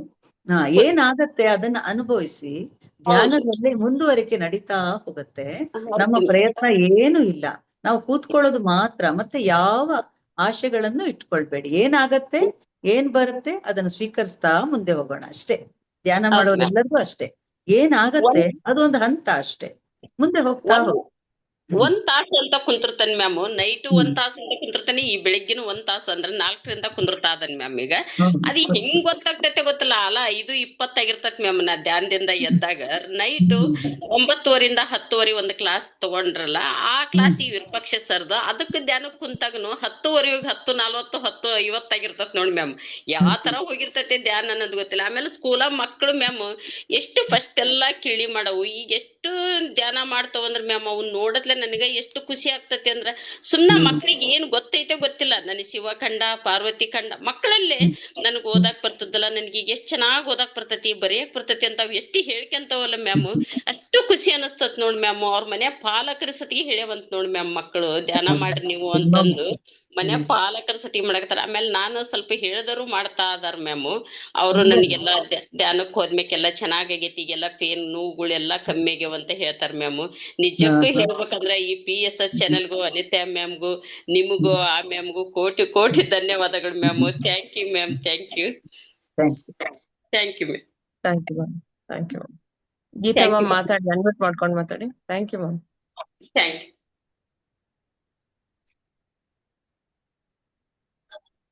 ಗೀತಾ, ಎಸ್, ಅನ್ಮ್ಯೂಟ್ ಮಾಡ್ಕೊಳ್ಳಿ ಮ್ಯಾಮ್. ನಮಸ್ತೆ ಮ್ಯಾಮ್. ನಮಸ್ತೆ. ತುಂಬಾ ಚೆನ್ನಾಗಿ ಮೂಡ್ ಬಂತು ಮೇಡಮ್. ನನಗೆ ಮಾತಾಡೋದು ಹೇಗೆಂತ ಹೇಳಕ್ ಗೊತ್ತಾಗ್ತಾ ಇಲ್ಲ. ತುಂಬಾ ಚೆನ್ನಾಗಿತ್ತು ಮೇಡಮ್. ನಾನು ಮದನಪಲ್ಲಿಯಿಂದ ಕಲ್ಕಿರಿಗೆ ಹೋಗ್ತಾ ಇರ್ತೀನಿ. ನಮ್ಮ ಹಸ್ಬೆಂಡ್ ಅಲ್ಲೇ ಇರೋದು ಕಲ್ಕಿರಿಲಿ. ಅದಕ್ಕೋಸ್ಕರ ನಾನು ಒಂದ್ಸಲ ಆ ಕಡೆ ಹೋಗ್ತಿರ್ತೀನಲ್ಲ, ಭೇಟಿ ಮಾಡೋಣ ಅಂತ ನನ್ಗೂ ಒಂಥರ ಎಷ್ಟು ಖುಷಿ ಆಯ್ತು ಅಂತಂದ್ರೆ, ನಾವು ಪತ್ರಿಜಿ ಸರ್ನ ನಾನು ನೋಡ್ಲೇ ಇಲ್ಲ. ನಾನು ಅವ್ರು ಹೋದ್ಮೇಲೆ ನಾನು ಬಂದಿದ್ದು. ಈಗ ಗುರುಗಳಾದ್ರು ಸಿಕ್ಕಿದ್ರಲ್ಲ ಅಂತ ನಂಗೆ ತುಂಬಾ ಇದಾರೆ ಅಂತ ಹೇಳಿದ್ರೆ ತುಂಬಾ ಖುಷಿ ಆಯ್ತು ಮೇಡಮ್. ಹೋದಾಗ ಗ್ಯಾರಂಟಿ ಮೀಟ್ ಮಾಡ್ಕೊಂಡೆ ಹೋಗ್ತೀನಿ ಸರ್ನ. ನೋಡಿ, ಫೋನ್ ಮಾಡಿ ತಿಳ್ಕೊಂಡು ಹೋಗಿ. ಅವರು ಊರ್ದೆಲ್ಲ ಫಾರಿನ್ ಕಂಟ್ರಿ ಎಲ್ಲ ಸುತ್ತಾ ಇರ್ತಾರೆ, ಅವ್ರು ಇರ್ತಾರ ಅಂತ ತಿಳ್ಕೊಂಡು ಹೋಗಿ. ಪತ್ರಿಜಿ ಸರ್ದು ನಾನು ಡಾಕ್ಯುಮೆಂಟ್ ಫಿಲಮ್ ಎಲ್ಲ ನೋಡಿದಾಗ ನಂಗೆ ಅನಿಸ್ತು, ನಂಗೆ ಈ ತರ ಗುರುಗಳು ನನ್ಗೆ ನಾನು ನೋಡಕ್ಕೆ ಆಗ್ಲಿಲ್ವಲ್ಲ ಅಂತ ತುಂಬಾನೇ ಬೇಜಾರಾಯ್ತು ಮೇಡಮ್. ಆಮೇಲೆ ಈಗ ಹೇಳಿದ್ರಲ್ಲ ಇವರು ಸರ್ ಅಮ್ಮ ಇವ್ರಾರು ಸಿಕ್ಕಿದ್ರಲ್ಲ, ಇವ್ರಾರು ದರ್ಶನ ಮಾಡೋಣ ಅಂತ. ಖಂಡಿತ ಮಾಡಿ ಮೇಡಮ್. ಫೋನ್ ನಂಬರ್ ಎಲ್ಲಿ ಸಿಗುತ್ತೆ ಮೇಡಮ್? ಫೋನ್ ನಂಬರ್ ಅವ್ರದ್ದು ನೀವು ಯೂಟ್ಯೂಬ್ ನಲ್ಲಿ ನೋಡಿದ್ರೆ ಸಿಕ್ಕತ್ತೆ ನೋಡಿ. ವೆಬ್ಸೈಟ್ ಅಲ್ಲಿ ನೋಡಿ, ನಿಮ್ಗೆ ಫೋನ್ ನಂಬರ್ ಸಿಕ್ಕತ್ತೆ. ವೆಬ್ಸೈಟ್ ಅಲ್ಲಿ ನೋಡಿ ಸಿಕ್ಕತ್ತೆ ನಿಮ್ಗೆ.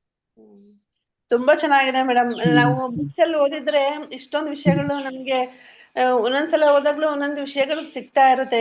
ಇಷ್ಟು ಅರ್ಥ ಆಗ್ತಾ ಇರಲ್ಲ ನಮ್ಗೆ ಬುಕ್ಸ್ ಅಲ್ಲಿ ಓದಾಗ. ತುಂಬಾ ಚೆನ್ನಾಗಿ ಹೇಳಿದ್ರಿ madam. Thank you madam. Anita ಮೇಡಮ್ಗೂ ಥ್ಯಾಂಕ್ ಯು, ನಿಮ್ಗೂ thank you. Thank you, thank you master. ಎಷ್ಟೊಂದು ಧ್ಯಾನಿಗಳು ಅವರ ಹಂಚಿಕೆನ ಹಂಚ್ಕೊಂಡ್ರು. ತಾವು ಸಹ ಎಷ್ಟು ಅವ್ರಿಗೆ ಉತ್ತಮವಾದ ಸಲಹೆಗಳನ್ನ ನೀಡಿದ್ರಿ. ಇನ್ನೂ ಹ್ಯಾಂಡ್ ಮಾಡಿದ್ರು ಮ್ಯಾಮ್. ಪ್ರಶ್ನೆ ಮಾತಾಡಿ, ಅನ್ಮ್ಯೂಟ್ ಮಾಡ್ಕೊಳ್ಳಿ. ನಮಸ್ತೆ ಮೇಡಮ್. ತುಂಬಾ ಚೆನ್ನಾಗಿತ್ತು ಮೇಡಮ್. ನಾನು 3 ದಿನ ಮಾತನಾಡ್ಲಿಕ್ಕೆ ಆಗ್ಲಿಲ್ಲ, ನೆಟ್ವರ್ಕ್ ಇಶ್ಯೂ ಇತ್ತು ನನ್ಗೆ. ಒಂದು ದಿನ ನೀವು ಆ ಸರ್ಪದ ಬಗ್ಗೆ ಹೇಳಿದ್ರಲ್ಲ, 2-3 ದಿನದ ಹಿಂದಿನದ್ದು. ಸರ್ಪಗಳು ಆ ಭೂಲೋಕ ಆ ಕಡೆ ಹೋಗಿದೆ, ಉಳಿದದ್ದು ಇಲ್ಲಿ ಅಂತ. ನಿಜವಾಗಿ ಮೇಡಮ್ ನೀವು ಅನಂತ ಅಂತ ಹೇಳಿದ್ರಿ. ನಮ್ಮ ಊರಲ್ಲಿ ಮಂಗಳೂರು, ನಾವು ಅನಂತ ಪದ್ಮನಾಭ ದೇವಸ್ಥಾನ ಇದೆ.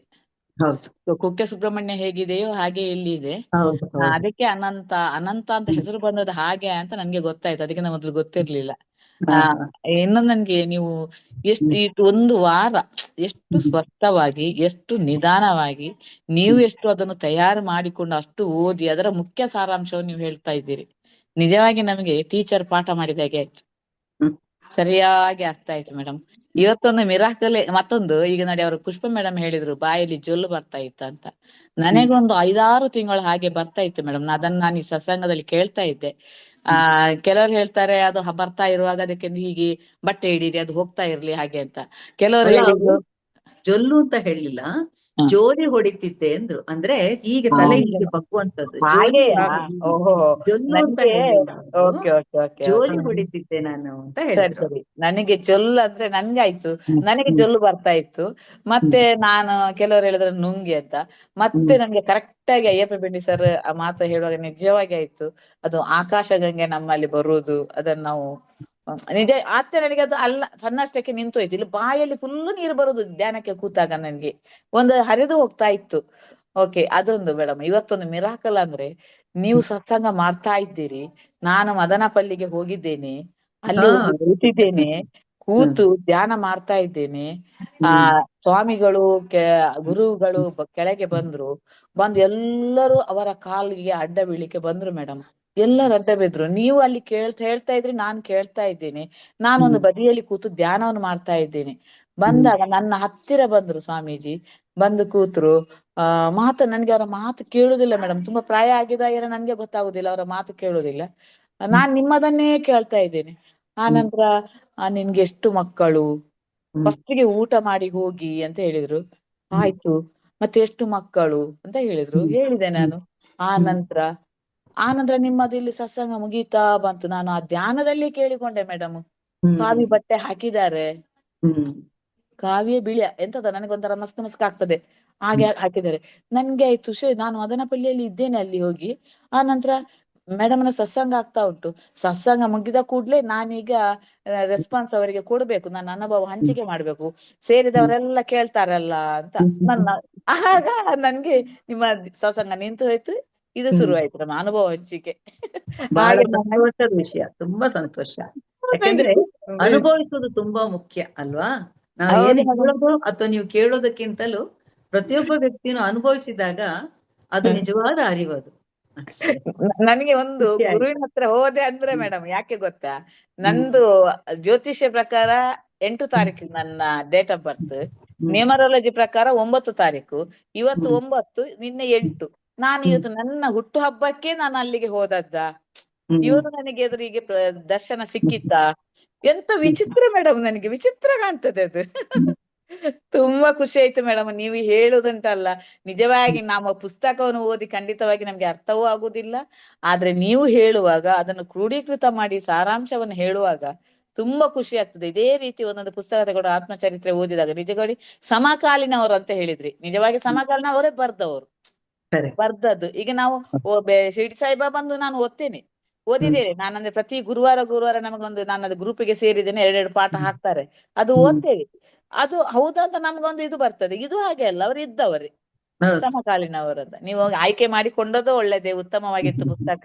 Thank you madam, thank you thank you thank you. Anita ಮೇಡಮ್ಗೆ ಥ್ಯಾಂಕ್ ಯು, ಎಲ್ಲರಿಗೂ thank you thank you. Thank you. Thank you. ನೋಡಿ ಮ್ಯಾಮ್, ಎಷ್ಟು ಕನೆಕ್ಟ್ ಆಗಿದೆ ಎಲ್ಲಾ ಧ್ಯಾನಿಗಳು, ಎಷ್ಟು ಚೆನ್ನಾಗಿ ಅದ್ಭುತವಾಗಿ ಅನುಭವಗಳನ್ನ ಹಂಚ್ಕೊತಾ ಇದ್ದಾರೆ. ಅಂದ್ರೆ ನೀವು ಅಷ್ಟು ಸರಳವಾಗಿ, ಅಷ್ಟು ಒಂದು ಸುಲಲಿತವಾದ ಕನ್ನಡದಲ್ಲಿ ಮಾಡ್ತಾ ಇದ್ದೀರಾ ಮ್ಯಾಮ್. ಅದು ತುಂಬಾ ಚೆನ್ನಾಗಿ ಬರ್ತಾ ಇದೆ. ಆಕ್ಚುಲಿ ಇನ್ನೂ ಇದೆಯಾ ಮ್ಯಾಮ್? ಇನ್ನು ಮುಂದುವರಿಯುತ್ತೆ ನೆಕ್ಸ್ಟ್ ವೀಕ್ ನಿಮ್ದು? ಇಲ್ಲ, ನಾಳೆ ಒಂದು ದಿವಸಕ್ಕೆ ಮುಗಿಯುತ್ತೆ, ನಾಳೆ ಕಡೆ ದಿವಸ. Okay okay, thank you so much ma'am. ತುಂಬಾ ಅದ್ಭುತವಾಗಿ ಆಕ್ಚುಲಿ ನೋಡಿ, ಅವರು ಧ್ಯಾನದಲ್ಲೇ ಹೋಗಿ ಬಂದಿದ್ದಾರೆ ಅಲ್ಲಿಗೆ. ನಿಮ್ಮ ಒಂದು ಎನರ್ಜಿ ಚೆನ್ನಾಗಿ ನೀವು ಹೇಳಿದೀರಾ ಅಂತ ಅರ್ಥ ಮಾಡ್ಕೋಬಹುದು ಮ್ಯಾಮ್. ಮೇಡಮ್ ನಾನು ಮಾಸ್ಟರ್ಸ್ ನಾಳೆನೂ ಯೋಚನೆ ಮಾಡ್ಲಿಲ್ಲ. ಹಲೋ ಮೇಡಮ್, ನಾನು ಯೋಚನೆನೇ ಮಾಡ್ಲಿಲ್ಲ. ನೋಡಿ, ಲಾಸ್ಟ್ ಮೂಮೆಂಟ್ಗೆ ಆಗುವಾಗ ನಾನು ಅಲ್ಲಿ ಹೋಗಿದ್ದೇನೆ, ಏನೊಂದು ಪೂಜೆ ಆಗ್ತಾ ಉಂಟು, ನಿಮ್ಮದು ಸತ್ಸಂಗ ಈ ಕಡೆ ಆಗ್ತಾ, ನನ್ಗೆ ಗೊತ್ತೇ ಇಲ್ಲ. ನಾನು ನೋಡಿ ಯಾವ್ದನ್ನು ಕಲ್ಪನೆ ಮಾಡಿಕೊಂಡು ಕೂತ್ರೆ ಅಲ್ಲ ಗೊತ್ತಾಗೋದು. ಹೌದು, ಖಂಡಿತ ಖಂಡಿತ. ಕಲ್ಪನೆನೇ ಇಲ್ಲ, ಇಂಟ್ಯೂಷನ್ ಏನು ನನ್ಗೆ ಗೊತ್ತಿಲ್ಲ ಅದು. ಸರ್ ನನ್ಗೆ ಇಮ್ಯಾಜಿನೇಷನ್ ಇಂಟ್ಯೂಷನ್ಗೆ ವ್ಯತ್ಯಾಸ ಕೂಡ ನಾವು ಈ ಟೀಚರ್ ಟ್ರೈನಿಂಗ್ ಕ್ಲಾಸ್ ಅಲ್ಲಿ ಕಲ್ತುಕೊಂಡಿದ್ದೇವೆ. ಅಯ್ಯಪ್ಪ ಪಿಂಡಿ ಸರ್ ಸ್ಪಷ್ಟವಾಗಿ ಹೇಳಿದ್ದಾರೆ. ಹಾಗೆ ಓಕೆ ಮೇಡಮ್, ಅಯ್ಯಪ್ಪ ಪಿಂಡಿ ಸರಿಗೂ ಥ್ಯಾಂಕ್ ಯು. ಆ ಇಂಟ್ಯೂಷನ್ ಅಂತ ಗೊತ್ತಾಯ್ತು ನನ್ಗೆ ಮತ್ತೆ. Thank you madam, thank you. Thank you so much ma'am. Masters, ಇದು ಪಿರಮಿಡ್ ಕಾಲ್ ಸರ್ವಿಸ್ ವತಿಯಿಂದ ಹಾಗೂ ಎಲ್ಲ ಧ್ಯಾನಿಗಳ ಪರವಾಗಿ ಶಾಂತ ಮುರಳೀಧರ್ ಮಾಸ್ಟರ್ ಅವ್ರಿಗೆ ಆತ್ಮವಂದನೆಗಳನ್ನ ಸಲ್ಲಿಸೋಣ. ಮಾಸ್ಟರ್ ಥ್ಯಾಂಕ್ ಯು, ಅದ್ಭುತವಾಗಿ ತಿಳಿಸ್ಕೊಟ್ರಿ. ಮಾಸ್ಟರ್ಸ್ ಇವತ್ತಿಗೆ ಮಾತಾಡಿ ಮ್ಯಾಮ್. ಮ್ಯಾಮ್ ಅವರೊಬ್ರು ಮಾತಾಡಿ ಮ್ಯಾಮ್, ಮಾತಾಡಿ. ಧನ್ಯವಾದ ಮೇಡಮ್, ಆತ್ಮ ಬಂಧುಗಳಿಂದ ಧನ್ಯವಾದ. ತುಂಬಾ ಚೆನ್ನಾಗಿ ಹೇಳ್ತಾ ಇದ್ರಿ ಮೇಡಮ್. ಎಷ್ಟು ಗುರುಗಳು ನೋಡ್ದಂಗಾಯ್ತು ನಮ್ಗೆ ಅಂತಂದ್ರೆ ಇವತ್ತು 7 ದಿವಸ ಏನೋ ತುಂಬಾ ಅದ್ಭುತವಾಗಿತ್ತು ಮೇಡಮ್. ಹೌದು. ನಾಳೆ ತುಂಬಾ ನಾವು ನಾವಂತೂ ಜ್ಞಾನ ಅಂತೂ ತುಂಬಾ ತಿಳ್ಕೊಂತ ಇದೀವಿ. ನೀವು ಚೆನ್ನಾಗಿ ಹಂಗೆ ಅರ್ಥಪೂರ್ವವಾಗಿ ಹೇಳ್ತಾ ಇದ್ರಿ ಮೇಡಮ್. ಕೋಟಿ ಕೋಟಿ ನಮನ ನಿಮ್ಗೆ, ಎಲ್ರಿಗೂ ನಮನ. ಅದು ಓದುವಾಗ ಕೂಡ ಅನುಭವಿಸ್ಲಿಕ್ಕೆ ಆಗ್ತಾ ಇದೆ, ಅಷ್ಟು ಚೆನ್ನಾಗಿದೆ ಅವ್ರದ್ದು. ಅಂದ್ರೆ ನಾವೇ ಅವರಾಗ್ಬಿಡ್ತೀವಿ, ಅಷ್ಟು ಚೆನ್ನಾಗಿದೆ. ನಾನು ಓದೋದು ಅಂತ ಅನ್ಸೋದೇ ಇಲ್ಲ ನನಗೆ. ಕೆಲವು ಪದಗಳು ನನ್ನಿಂದ ಬರ್ತಾ ಹೋಗುತ್ತೆ, ನಾನು ಓದಿದ್ದು ಅನ್ಸೋದೇ ಇಲ್ಲ. ಅಷ್ಟು ಒಳ್ಳೆ ಅನುಭವ ಬರುತ್ತೆ ಪುಸ್ತಕಗಳು ಓದುವಾಗ. ರಮಣ ಮೂರ್ತಿ ಅವ್ರದ್ದು ತುಂಬಾ ಚೆನ್ನಾಗಿ ಅರ್ಥವಾಗಿ ಹೇಳಿದ್ರಿ. ಇದನ್ನು ಅಷ್ಟೇನೆ, ನಾವು ಓದಿದ್ರು ನಮ್ಗಿಷ್ಟು ತಿಳ್ಕೊಳಕ್ ಆಗಲ್ಲ. ನೀವು ತುಂಬಾ ಅರ್ಥ ಮಾಡಿಸ್ತಾ ಇದ್ದೀರಿ. ಧನ್ಯವಾದ madam. Thank you. Thank you. PCSP ನೋಡಿ ಎಷ್ಟು ಅನುಕೂಲ ಮಾಡ್ಕೊಟ್ಟಿದೆ. ನಾವು ಕೇಳಿಸ್ಕೊಂಡ್ರೆ ಸಾಕು, ಅಷ್ಟು ಅವ್ರ ಎನರ್ಜಿ ಮೂಲಕ ಅವರು ಅಷ್ಟು ನೀಟಾಗಿ ಅದ್ ಸಮ್ಮರಿನ ನಮ್ಗೆ ಹಾಗೆ ನಮ್ಗೆ ಕಣ್ ಮುಂದೆ ಬರೋ ತರ ಮಾಡ್ತಾರಲ್ಲ. ಪ್ರಶಾಂತಿ ಮ್ಯಾಮ್ ನೋಡಿ ಹೋಗೇ ಬಂದ್ಬಿಟ್ಟಿದಾರಲ್ಲಿ. ಹಾಗೆ ಎಷ್ಟೆಲ್ಲ ಅನುಕೂಲ ಆಗ್ತಾ ಇದೆ. ಅದಕ್ಕೆ ನಾವ್ ಯಾವತ್ತೂ ಕೃತಜ್ಞತೆಯನ್ನ ಸಲ್ಲಿಸ್ಬೇಕು ಅಂತ ಹೇಳ್ತಾ ಥ್ಯಾಂಕ್ ಯು ಮಾಸ್ಟರ್ಸ್. ಇದು PCSP ವತಿಯಿಂದ ಧ್ಯಾನ ಹಾಗೂ ಸತ್ಸಂಗ ಕಾರ್ಯಕ್ರಮದಲ್ಲಿ ಭಾಗವಹಿಸಿದ ಎಲ್ಲ ಮಾಸ್ಟರ್ಸ್ ಗಳಿಗೆ ಥ್ಯಾಂಕ್ ಯು ಹೇಳ್ತಾ ನಾಳಿನ ಸಂಚಿಕೆಯಲ್ಲಿ ಸಿಗೋಣ. Thank you.